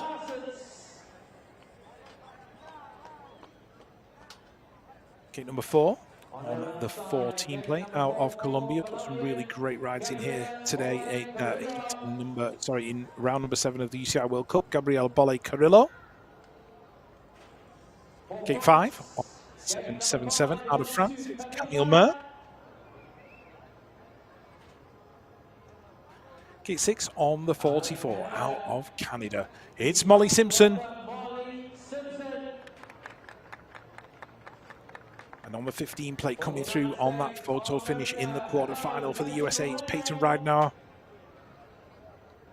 And gate 8 on the outside, on the 2-0 fee for Argentina, it's Augustina Cavalli.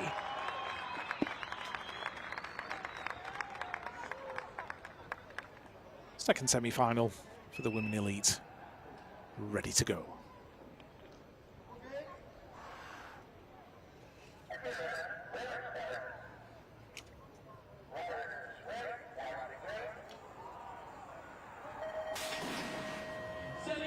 And the riders leave the gate in the second semi-final for Women Elite, heading down towards the first turn. Saya Sakakibara of Australia gets another whole shot. Laura Smulders in there in 2. Zoe Clayson's in 3. Molly Simpson of Canada in there in 4. That might be the rider out of Colombia in 5. Gabriela Bolle Carrillo, or Little Bobble from Saya as they entered the third straight, as they go in and out of that final corner. Saya Sakakibara of Australia in control. Lauren Reynolds in there in 2. It's all a case of who's going to get that final spot at the line. 4th place looks like it's going to go to Gabriela Bolle Carrillo, stealing it away from Molly Simpson. And even with a slight mistake in the third straight, Saya Sakakibara taking the win. She looked good, and she had a little mistake, as you say, Rich, but the champions are really great riders. Mistakes don't matter, do they? They just instantly refresh, they hit that restart button, and away they go. Yeah, it was certainly a great start from Saya, and Molly Simpson was in the middle, and as they went to that turn number 1, Zoe Clayson was right on the shoulder of Saya Sakakibara as they went into that first turn. But it got very interesting as they came out of the second corner. Molly Simpson of Canada was under all kinds of pressure from Gabriela Bolle Carrillo of Colombia, the Colombian just overhauling her down that final straight, stealing that final spot. And it looks like Molly Simpson will have to try again. So Simpson just going to be dropping down. Simpson sitting in 6th place when she came into the competition today, not going to make it through to the finals, so going to drop down. The best place she's going to be is going to be 9th position, so that will impact on the points overall. But Saya Sakakibara on her way through into the finals, taking the win there, looking to take on Bethany Shriever. Going to be a cracking women's final. Can't wait. Before we get there and before we get into our finals, we do have one more of our semi-finals to wrap up for the men's under 23 and of course the men's elite semi-finals do. So this is going to be the delayed men's under 23 semi-finals we're going to see coming up. So we're going to have a real interesting race coming up, because these riders, they've been delayed, they've got back on. Colsonay now having to refocus here, but a man who could score big today. He's going to be looking to take away big points here at the moment. Not got a win so far. Rich, can he do it? He's up against some tough competition. He certainly is, and Franco Maturano of Argentina in Gate 2 is one of those competitors. He's going to be looking for a big performance in front of the home crowd. The 514 in Gate 3, Bennett Greenough of New Zealand. Calm, focused and ready. And the 516 also of Argentina in there in Gate 4. That's Thomas Maturano. Certainly the crowd showing their appreciation for this young rider, up and coming. 516 of Joel Marsh of Australia. He's there in Gate number 5. Got his head in the right place for this one. The 527 of Franco Santiago Molina. Argentina well represented here, as you can imagine. The 505 in Gate 7, the former European champion is Hugo Marzlek of France. Right there on the outside, the 545 out of Australia, it's Thomas Tucker. This is the second of the semi-finals for the men under 23. Time to see who's going to make that final.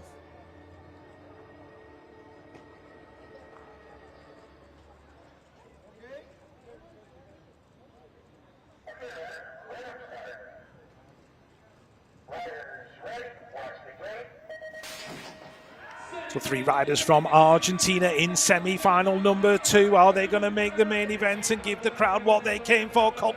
Maturano, Greenough, Marzlek. That's 1, 2, 3 and 4 at the moment. So it looks like only one Argentinian inside the top 4. Marsh is in there as well for Australia. They are battling in turn number 2. Looks like Maturano's out in front. Colsonay in 2, Greenough in 3. And that could be another Argentinian in there in 4.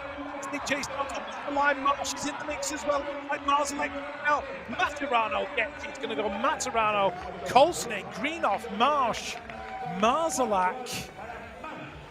Franco Maturano goes out in 6, Molina in 7, Tucker in 8. but an Argentinian win in semi-final number 2. So great to see a home win, a missed chance for some though on the way through, but they've got to reset and get ready for the next round. Remember, we are in Santiago del Estero for our next 3 rounds, so they're going to know this track like the back of their hand, and they're going to have plenty of chances to get this absolutely right. Really tight though coming down that straight there, and you could just see as they came around that turn, really almost a case of giving away the lead there. Yeah, Maturano just dived on the inside and just made himself that little bit less of a distance to go. I'm sure Colson knew what was coming. He's only got to win 1 lap today, and that's going to be the last one. Maturano out in front, though. Colson looking good in that second spot. And it Greenoff in 3, Marsh in 4. So Australia and New Zealand, the Antipodean representatives going through in that second semi-final. So here we go, confirmed for you. Maturano, Colston, Greeno, and Marsh going through. Franco Maturano, Molina, and Tucker going out at the half-finals, the semi-final stage. The second of those done and dusted, which means we're going to move across to the men's elite semi-finals. The first of those semi-finals, Dode, Mayo, Torres, Comana Garcia, Larson, Wood, Marquette, and De La Fuerte. And there's no such thing as an easy one when you get to this stage in the elite competition in the women's or the men's. No, this is just 2 main events. It's as simple as that. It's a case of the fastest 4 go through, but it could be any one of the 16 because they've all got what it takes to win. Joris Dode, Roman Mayu, the French speed train right there on the inside in gates 1 and 2. But I'm just really excited to see what Cameron Wood can do on his return from injury. So gate number 1 on the 33 plate, the series leader. Certainly just putting in some amazing performances this season. It's Joris Dode from France. On the inside, the world champion took the title in Glasgow in August. It's Romain Mayu. Gate 3 on the 8th plate. From Argentina, who's on fire in the earlier rounds, there's Nicolas Torres. On the 70 plate, out of Colombia, Mateo Carmona Garcia, already been on the podium in the World Cup. The 205 in gate number 5 for the USA, Cameron Larson.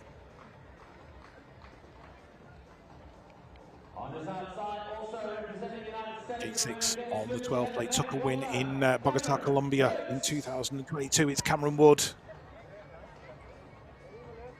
On the 179, it's the 2022 world champion. It's Simon Marquardt.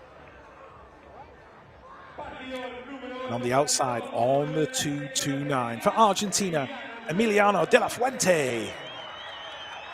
Oh, can anybody touch Dode and Mayu? Between them, they've won every World Cup and the World Championship so far in 2023. The riders on the 2 right-hand slots in gates 1 and 2. And with the absence of Sylvain Andre, who went out in the 8th finals, big chance to score some good points and move the way up for the rest of the riders. Here we go, many elites heading down the hill. Joris Dode, Roman Mayu heading towards turn number 1. Dode getting the whole shot. Oh, look at Molina working his way into that second spot. Mayu's in there in 3. Torres in there as well. Torres in that second position. I do apologise. And as they head down towards that third and final corner, looks like Marquardt inside the top 4. So it's Dode, Torres. Torres is making his move. Is he going to drag race down the final straight?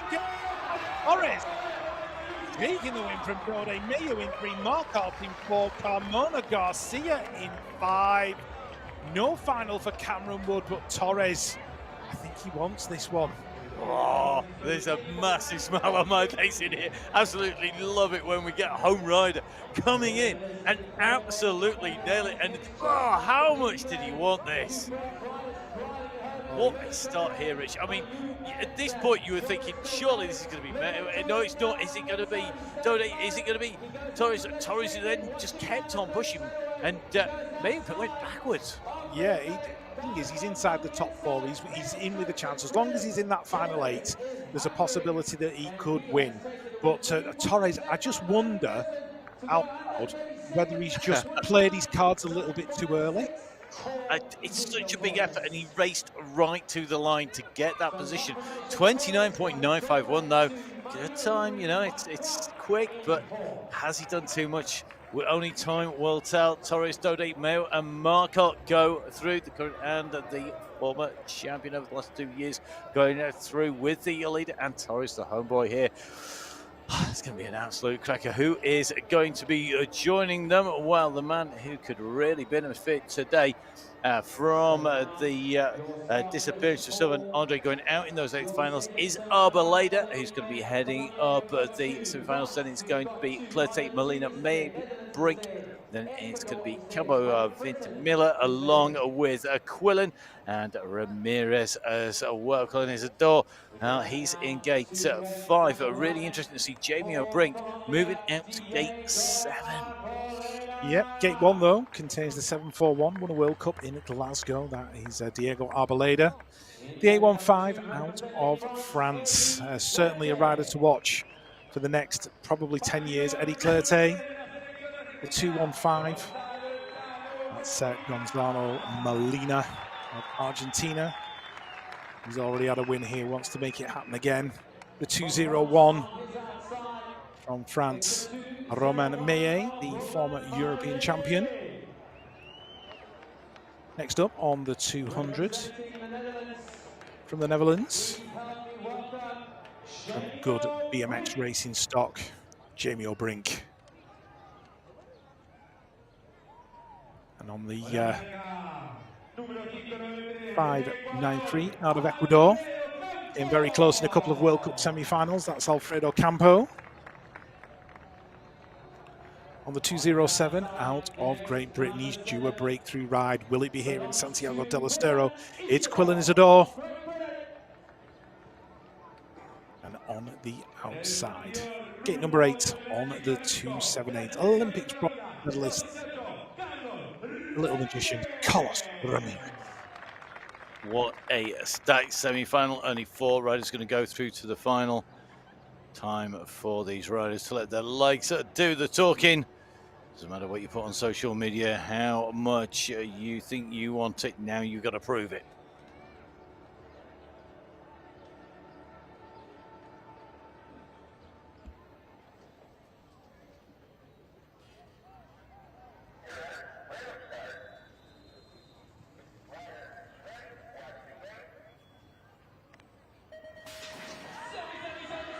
Then Elite leaving the gate, looks like Eddie Clerté in the middle, but Arboleda's pulling him and he's going to get the whole shot. It is Arboleda, Brink, Clerté's been pushed wide, that might have ended his lap. Campo's in there as well. Where is Quillen Isidore of Great Britain? He's on the outside and trying to work his way in. Brink in that second spot, riders going down, coming out of the turn. Ramirez has worked his way up into the 4 as they come in and out the final corner. Oh, it looks like Isidore's in there. So Isidore of Great Britain is going to take that final qualifying spot. Arboleda, Brink, Molina, Isidore. I've got a feeling Ramirez went down coming out of turn number 2. Meillet in 5, Arboleda. Oh, and Eddie Clerté, after getting caught up in turn 1, he ended up on the ground in turn 2. So let's watch this. Back good start there by Clerté, but you could see even having the inside line, it wasn't enough to keep you out of trouble, but Arboleda really did work hard here, didn't he? He got to the front, but you could see that big charge up the inside and that big push by Jamie O'Brink. But on that turn there, Clerté along with Ramirez coming into trouble, and that really took the rest out of contention, didn't it? Yeah, it ruined Campo's lap as well. Meanwhile, out in front, Arboleda, Brink, Molina. I think Molina was in about 7th or 8th coming down the first straight, and he's worked his way into a top 3 yet again. You know, his skills at pack riding not to be underestimated, and congratulations to Quillen Isidore, who's made the World Cup final in round number 7. What a set of semi-finals in the men's elite competition. So Arboleda into the finals, looking to collect maximum points if he can today. Not quite as fast this time around. We're going to see, though, who's going to take it out, because it is, as Rich has said, that final lap that counts, and that's the time you want to be right up at the front. So on to our finals. We're going to go in to our women's under 23 finals, and this is a cracking final. And I got to say, with the world champion out here, with Martinez, who is the series leader out, Stariska is in with a massive chance here of taking over top spot in the lead. Definitely so. It's a stacked semi-final. I've got my eye on the two Americans, Ava Cawley and Mackenzie Gayhart. Certainly Ava's had a fantastic round number 7. And there she is on the 5:10 for Team USA in gate number 1. So Ava Cawley looking to make a statement in this semi-final, and right next to her compatriot, 5:33 out of the USA. That is Mackenzie Gayhart. Certainly nice and relaxed.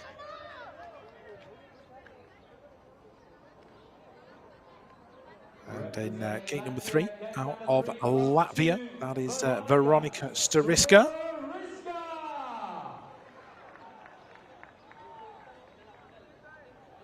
Gate 4, World Championship silver medalist on the 5:06 out of Great Britain. It's Emily Hutt. Gate 5 for New Zealand on the 5:16. It's Layla Walker.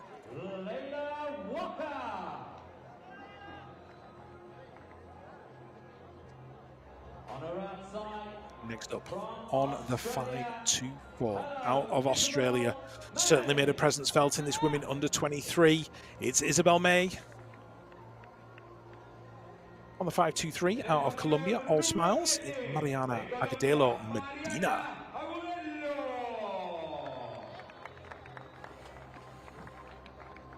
Mounting gate 8 on the 5:15 out of Canada. It's Tegan Pascal. So your finalists are lined up. Ava Cawley with the fastest lap so far on the inside with it all to do. This is where it counts. One more lap. Who's going to be taking away maximum points? Do not blink. Do not move a muscle. Here we go. We're into our finals.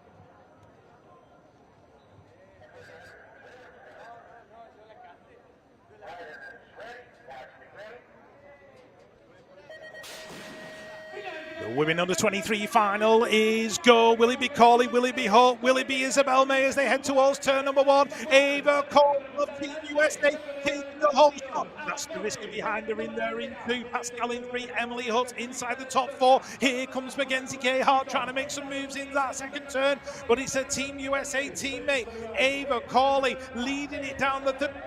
Here comes Veronika Stariska. She's going to high-low in the final corner. It's going to be a track race to the line. Cawley and Stariska. Who's going to get into the stripe? Cawley looking like she's going to hang on. Cawley gets it.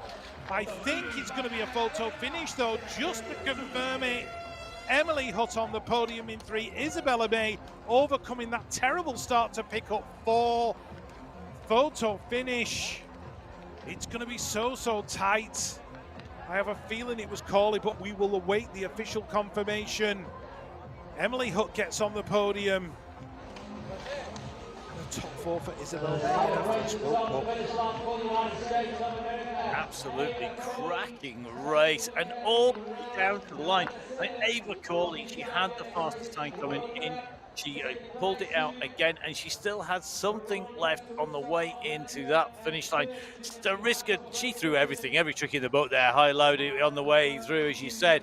And it is confirmed, Cawley taking it from Stariska. Fractions of a second, and it literally sense of a second separating the two riders. Hutt with the great ride into 3. May confirming that she is coming into form. Good round for her coming through just off the top 3 there today. And Gayhart back on form in 6th place. So all our finalists getting through safely. Great race this, Rich. Yeah, let's just take a look at the start. I had my eye on Isabel May. You got that first jump completely wrong. That shuffled her back into about 7th or 8th in turn number 1. Meanwhile, Ava Cawley was out front with Veronika Stariska on a back wheel. Emily Hutt was in there in 3 and held on to that podium spot to the line.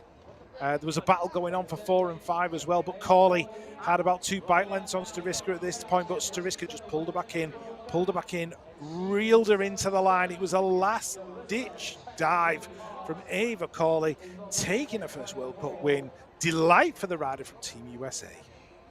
Well, what a win. And I'll tell you something, she really, really deserves that. I'm sure that if she was smiles before we started the day, which she was, she's going to be even happier here today.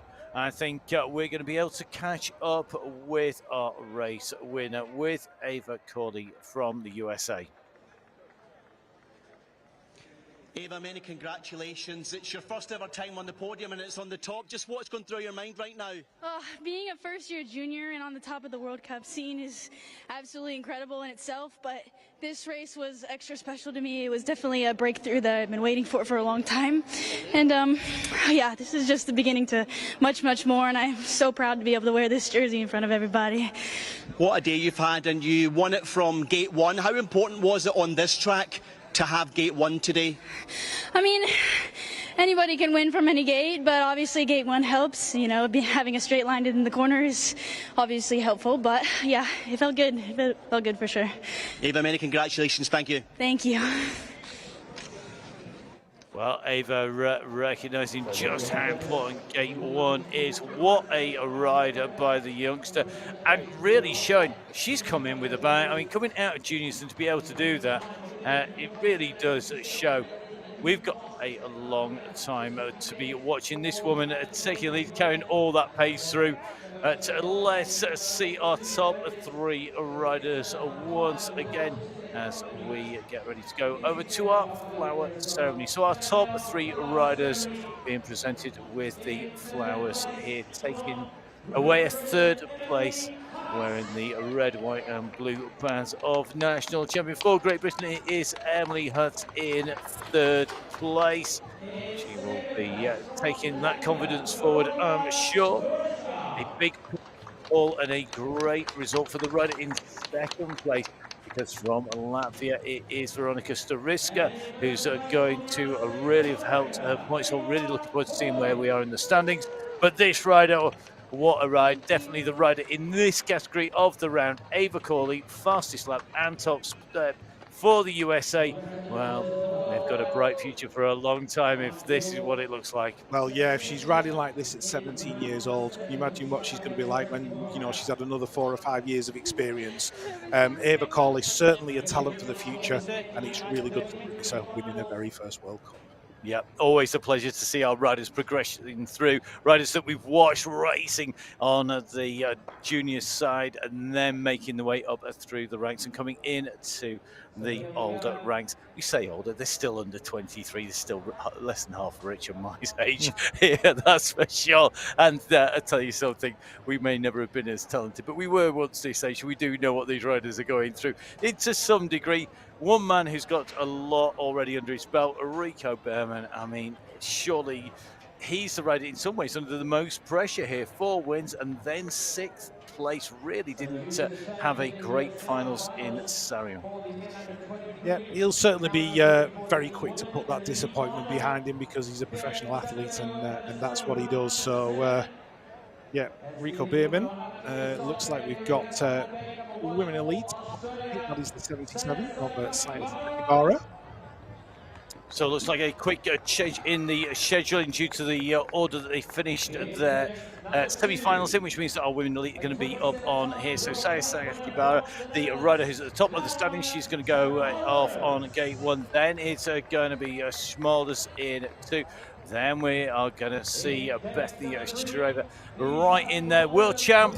She's surely got to be up there on that podium, but it's not unknown, Rich, for her to be moved right the way down.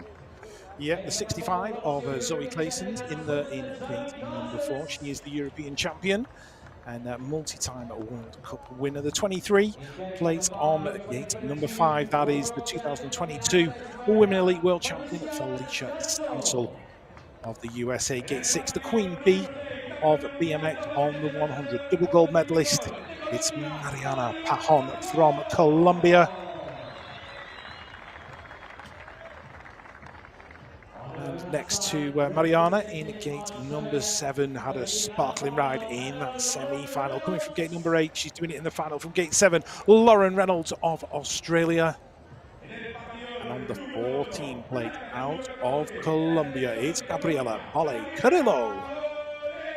So this promises to be an absolute cracker. Can't wait to see how this plays out from the start. You can see the rows in front of you, and this is a real fight for points in the standings. Remember, this is round number 7 of 10 with round 5 dot counting.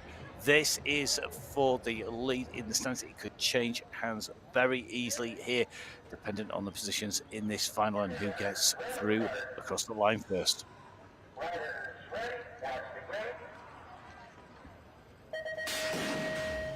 The Women Elite Final is go. Heading down the first straight, Bethany Shriver, Saya Sakakibara, the top 2 in the standings and the top 2 in the final of round number 7 as they come out of turn number 1. That looks like Team USA in there in 3. That's going to be Felicia Stansel. Lauren Reynolds is in there as well, but it's Shriver and Sakakibara. They are battling down the third straight, elbow to the final turn. Shriver's just got a nose in front. Saya Sakakibara, is she going to be able to drag race her down the final straight? We're going to go to the she's going to get it this time. Oh, so close. Bethany Shriver took it. Saya Sakakibara in 2. A photo finish for Smulders and Stansel for the last spot on the podium. Well, that is one of the closest World Cup final finishes I think you'll ever see. What a race, what a ride on the way through there, right from the start here. Shriver with that explosive start, she just comes out so quick, but she doesn't get enough ground, I don't think, on here. And then watch Saya Sakakibara. She forces her way into 2, holds 2 here, but then carries so much pace around. She came out of the second turn, Rich, with so much speed. She had it almost in a grasp.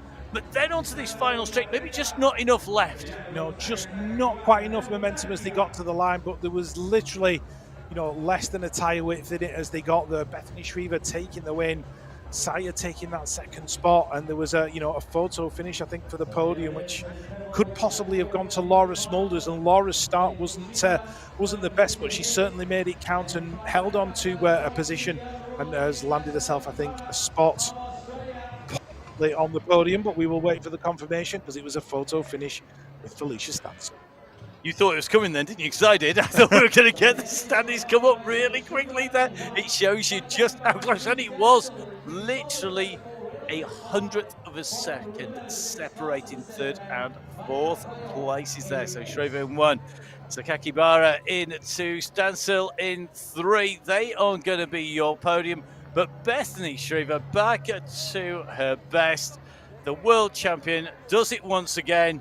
And I'm sure we're going to have a great interview because we're going to hear from our world champion and our winner.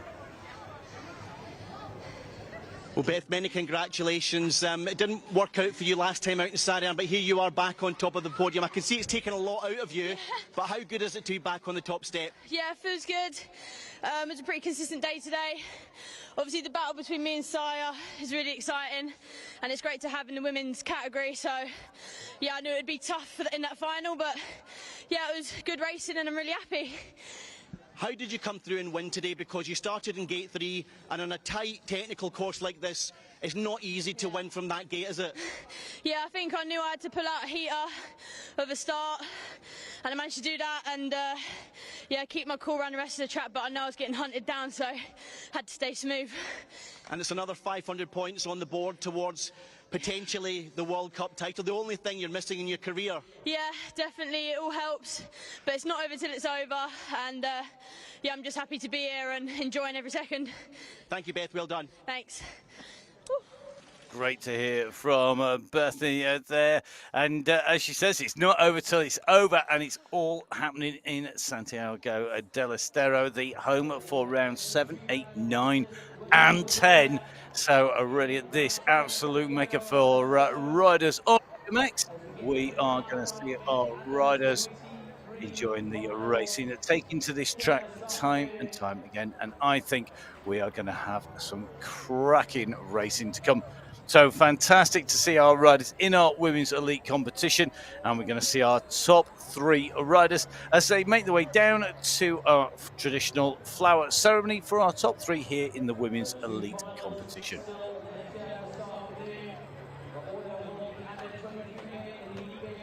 So up to the podium comes Felicia Stansel from the United States of America. She takes a 3rd place here today. Saya Sakakibara, who came in on the top of the standings for Australia, takes away a 2nd place. The last rider to be called to the flower ceremony is the world champion. It's Bethany Schraver, the winner of the round here and now, having won what is going to be 4 out of the 6 rounds that have been contested. She's going to be right up there. So all smiles from Felicia Stansel.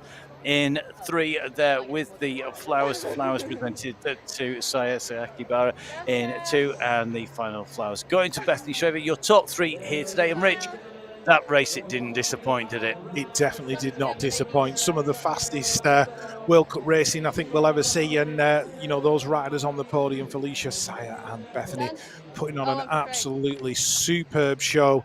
I can't wait to see how the rest of the World Cup rounds pan out. The battle between Bethany and Saya, I think it's set to be a great one in those final 3 rounds. You could just see it coming down to like 1 point between them, can't you? Because they are so close, and Saya's so consistent, and she can pull it out. Bethany has good days and bad days at the moment. Her bad days have been much worse than Saya's, so it is all left to play for. I used that really old hated phrase once again.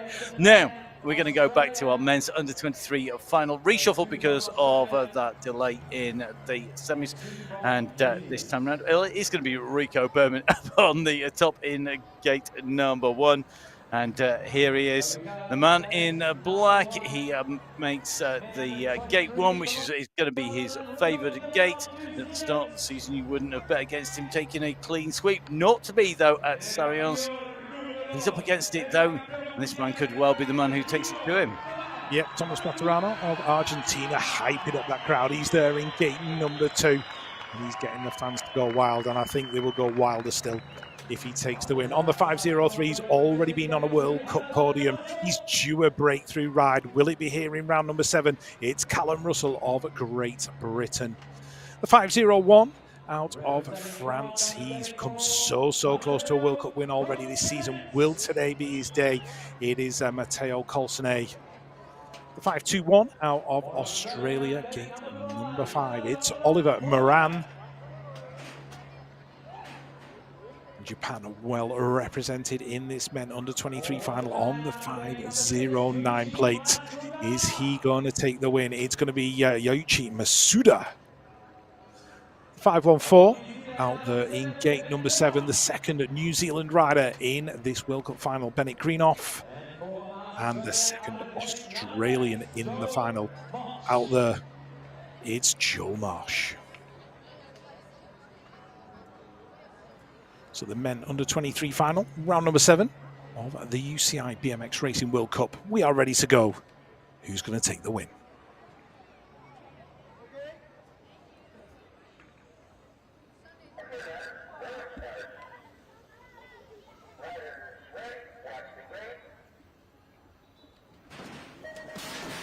Oh, Oliver Moran went really early. He's gone straight over the gate, and that's messed up quite a few of the riders as they head towards turn number 1. But one rider who's benefited is Thomas Maturano, the hometown hero. Is he going to take his first World Cup win? He's in and out of the 2nd turn. Bennett Greenough in there as well. That looks like Moran in there in 3.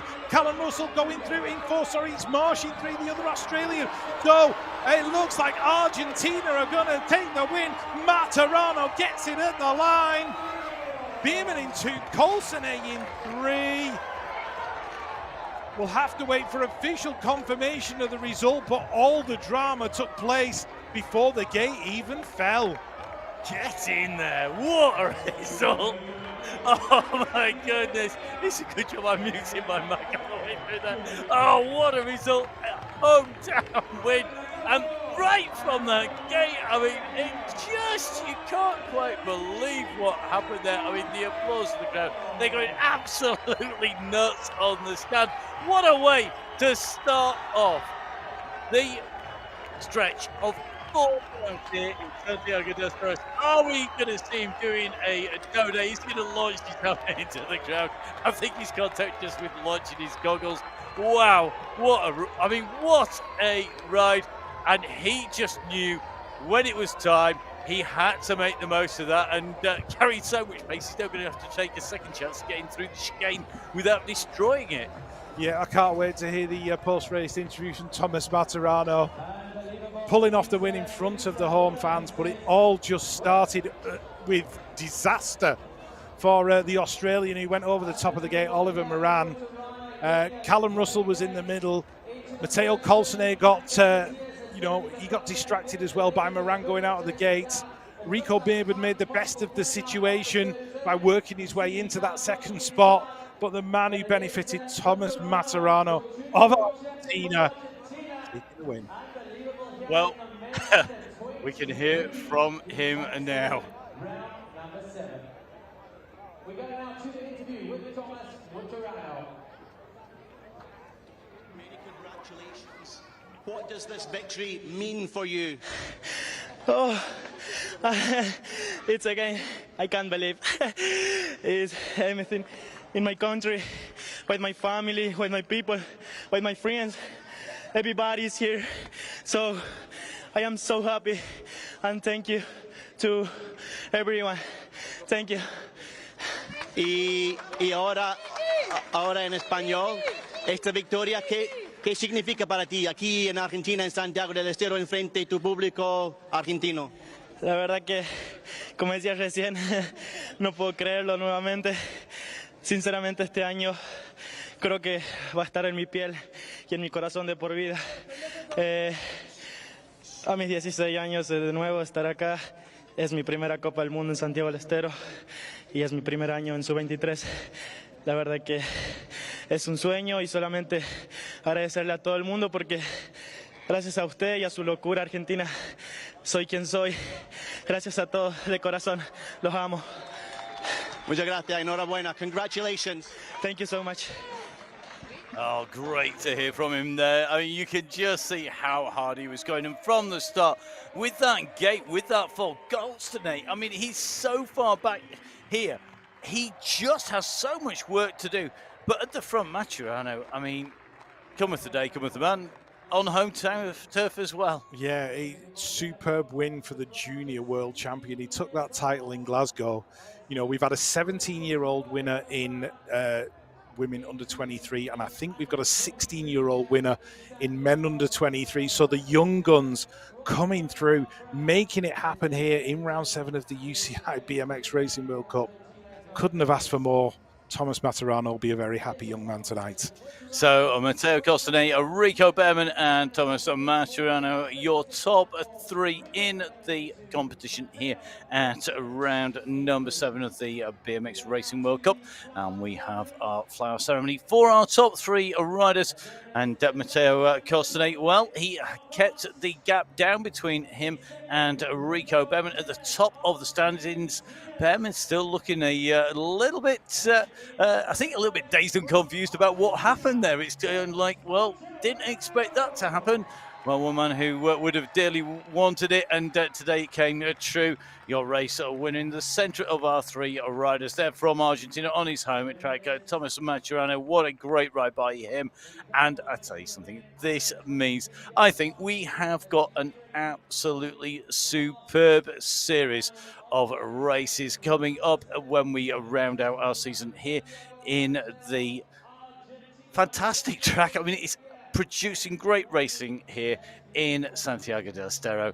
I mean, one more real big ride to come. We've seen 3 big finals. It's the last of those finals. And now, can it match up to the rest? We're going to have their work cut out to match the action so far. But 2 Argentinian riders in here, 2 riders from France, a Colombian, a Swiss, and a rider from Great Britain and the Netherlands. It is a real multi-country mix. The stage is certainly set for some drama. And I think one man who is capable of being right in the middle of it on the 8 plate in gate number 1. He wants this so badly. It's Nicolas Torres. Gate 2 on the 33 plate, the series leader. Joris Dode from France. Gate 3 on the 741 from Colombia. Diego Arboleda. Gate number 4 on the 1 plate, wearing the rainbow jersey, the world champion, Romain Meilloux from France.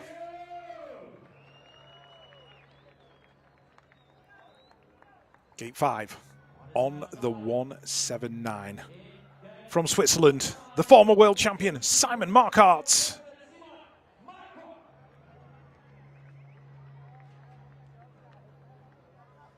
Gate 6 on the 200. One of the young pretenders from the Netherlands. It's Jamie O'Brink.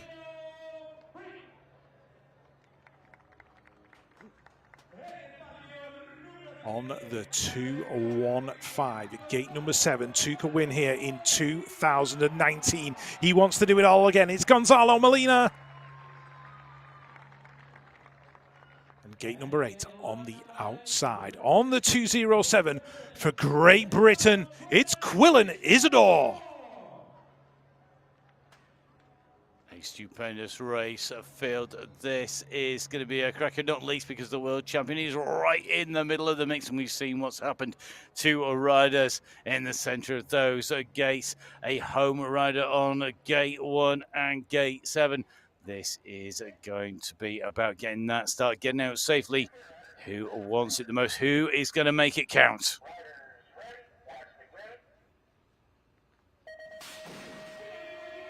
The many league finalists leave the gate, round number 7 of the UCI BMX Racing World Cup. It looks like Romain Meilloux is going to be first into turn number 1. It's Meilloux and Dode 1 and 2. That looks like Torres in there in 3. Jamie O'Brink inside the top 4, in and out of turn number 2. Here comes Torres. He's trying to make it happen. He's worked his way into that second position. Dode's fighting him off though as they go to the final corner. Torres dives underneath. Can he get it at the line? It's going to be Meilloux. Meilloux for the win. Is Dode going to pick him up? Oh, so close. Meilloux, Dode, photo finish, Torres in 3, Molina in 4. He did everything he possibly could. It was all about the 2 French riders. Who got it at the stripe? We'll have to wait and see. They don't know. We don't know. It is going to come down to absolutely nothing. It was so tight. Dode coming, Meilloux in there holding it. Torres kept challenging. Molina was right up in the mix. We've got Torres and Molina in 3 and 4. Jamie O'Brink in 5. Arboleda in 6. Marquardt in 7 and Isidore in 8. But from the gun here, this race, it could have been anybody's at pretty much any time. One mistake and you were going to be out of this because it was so close. Yeah, because Torres was in about 6th going into the first turn, and he proper carved it hard, worked his way up there, carved again in the second turn. He was battling with Joris Dode, and I thought he was going to get the better of Joris, but Joris made his move on the inside, held on to it in that final corner. Torres dived underneath it again. Meanwhile, Meilloux and Joris Dode were having a battle for the win. I mean, look at the gap.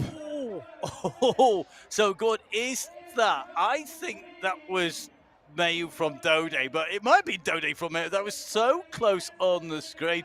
The 2 riders, they're in all sorts of pain. They have raced each other so many times.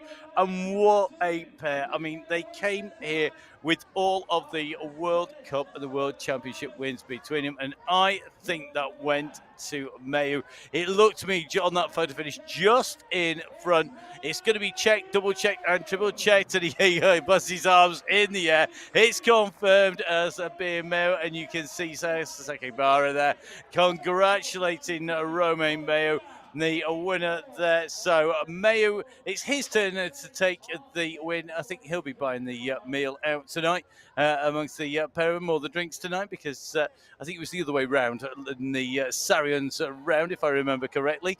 So the world champion takes the win. Day 1. Roman Mayo takes it, but boy, was that close. Oh, it was so close. There was so much to unpack in this one. I just had one eye on Torres the entire time. I was just expecting him to pull it out of the bag down the final straight, and we get the fairy tale ending. You know, meanwhile, Roman Mayo and Joris Dode are so close. There was about 8/1000ths of a second in it as they crossed that line, and then Molina was in there as well. So they've come within like half a second of each other, the top four. Amazing. Absolutely stunning racing there. You can see the times confirmed. There are quite literally 8/1000ths of a second between them. Well, let's hear from the man who was 8/1000ths of a second in front, Roman Mayo. He's down at interview now. I can see you're cramping up, but you must be a happy man to come through the win. Just what did it take to come through, because it was so tight again today? It was super tight, and going to the main, I had 4 peaks, so I wasn't really inside, but not so too far outside, which helped, because from outside is way too high here. But I got a good gate. Overjumped my first jump, but I think everyone touched each other in the inside, so I was able to get the whole shot, and then it was just about not making mistakes. I could feel someone behind me. I had no idea who he was, and that last shot is tricky. It's really tricky. I knew Joris was quick there, so yeah, that was tight. It's we keep rolling. It's a good year so far, and a couple more rounds, and we'll try to wrap it up. And it was just you who just beat your countryman Joris Dode again. You could see that you're both hurting after it, but how much do you push each other on to become better and better? Well, we know that we are the top of the sports right now, so it's just only positive and good vibes, and we keep it super healthy. We're good friends, so once we're on the track, we fight each other, but yeah, we keep pushing each other, and we'll keep doing that all the way to Paris. And can I please have one answer in French about your victory today, and how much it took to get over the line first? C'était une bonne journée dans l'ensemble. Des bons tours, toujours un peu à l'inter, des bons chronos. En finale, en milieu de but, donc il fallait juste faire un bon départ, et après c'était finir le tour sans faire d'erreur. Pas trop fait d'erreur, mon tour était assez propre, pas le plus rapide, mais voilà, à la fin c'était super serré, mais c'est suffisant pour la victoire, et c'est ça qui compte. Merci beaucoup. De rien. Well, that's a statement of intent, isn't it? We're going to push all the way to Paris and those Olympic Games. And what a way. I can't wait to see the journey from now all the way until we hit that track in Paris. And if they all come down to races like this, we are going to have an absolutely cracking time. We're watching all of the action and making sure that we try and bring you as much of that as is possible. Fantastic to see the racing from 3 amazing riders, and all 3 are going to be down at the flower ceremony. And another home podium here today, with Argentina taking their 2nd podium in the shape of Nicolas Torres here today, 3rd in the men's elite final. Great ride by him today in Santiago del Estero. A 2nd place here today for Joris Dode. He pushed, you can't get much closer than 8/1000ths of a second, and he pushed the world champion Roman Mayo, your winner here, also from France, the world champion, on the top step of that podium of 3. Rich, 3 amazing rides, some great home rides here, not just in this, but in our races throughout all of the categories. It's been an absolutely cracking round, and the men's elite, it had a lot to live up to. I think it managed it. Yeah, we're always entertained here at Santiago del Estero in the UCI BMX Racing World Cup by the men elite racing, and I've got a feeling we may just see a rider from Argentina on top of that podium before the season is over. Just a sneaking suspicion. Oh, that would be an absolute cracker if that happens. I'm not sure that the roof will stay on top of the commentary studio, never mind anywhere else. Now, Tessa Martinez still holds on to the top of the standing. Stariska moving closer, and you can see Vissing Williams-Corley in there. Corley moving up, starting to get a little bit closer to Megan Williams. Emily also having a good ride, making her way up through those standings in the women's under-23 competition. In the men's under-23, Rico Bevan holds holds on to top spot. A substantial gap between him and Colston. Colston benefiting from Radielli not being able to make his way into the finals. Neither was Piper's. Marslet was unable to really make the most of that and will have been looking to take away a few more points, I think, from this round, but not a disaster, and he will go on to fight another day. When we move on to the women's elite, well, that is another story because, of course, we have got two great riders up there in Bethany Schraber and Sayasaki Bara.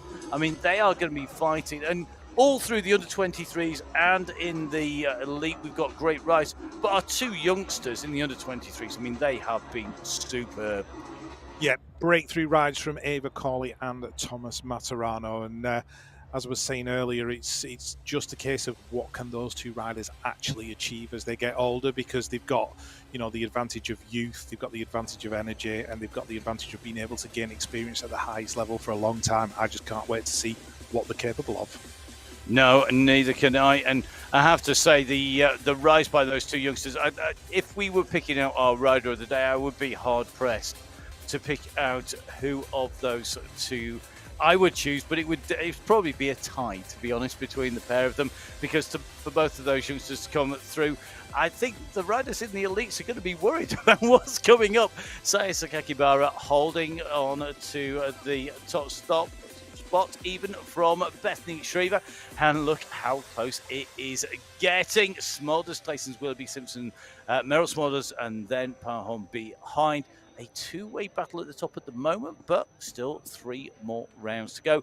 Then we go into the race category we've just seen on men's elite, and at the top of the standings, Joris Dode from Romain Mayo. The two riders well clear at the moment from Arboleda, who didn't maybe have the finals he wanted. Sylvain Andre not making it through on the 8th finals, along with a range of others. So starting to pull clear at the top of the standings, but the way the racing has been, it's been quick. Rich, though, fastest lap. Well, look at that. It is Torres, 2 Argentinians right up at the top. Yep, definitely, and some great results there and some great fast laps. But looking forward to more in round 8. Well, it's been absolutely fantastic putting words to the action. Please make sure you join us for the next round. From myself, Matt Payne, and from Rich Hughes, we'll see you again soon. Goodbye.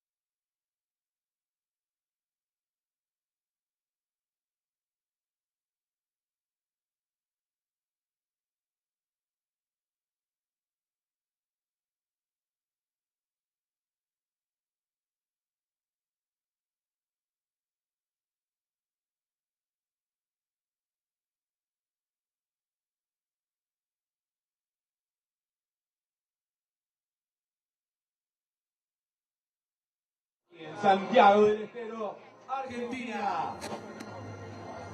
We welcome onto stage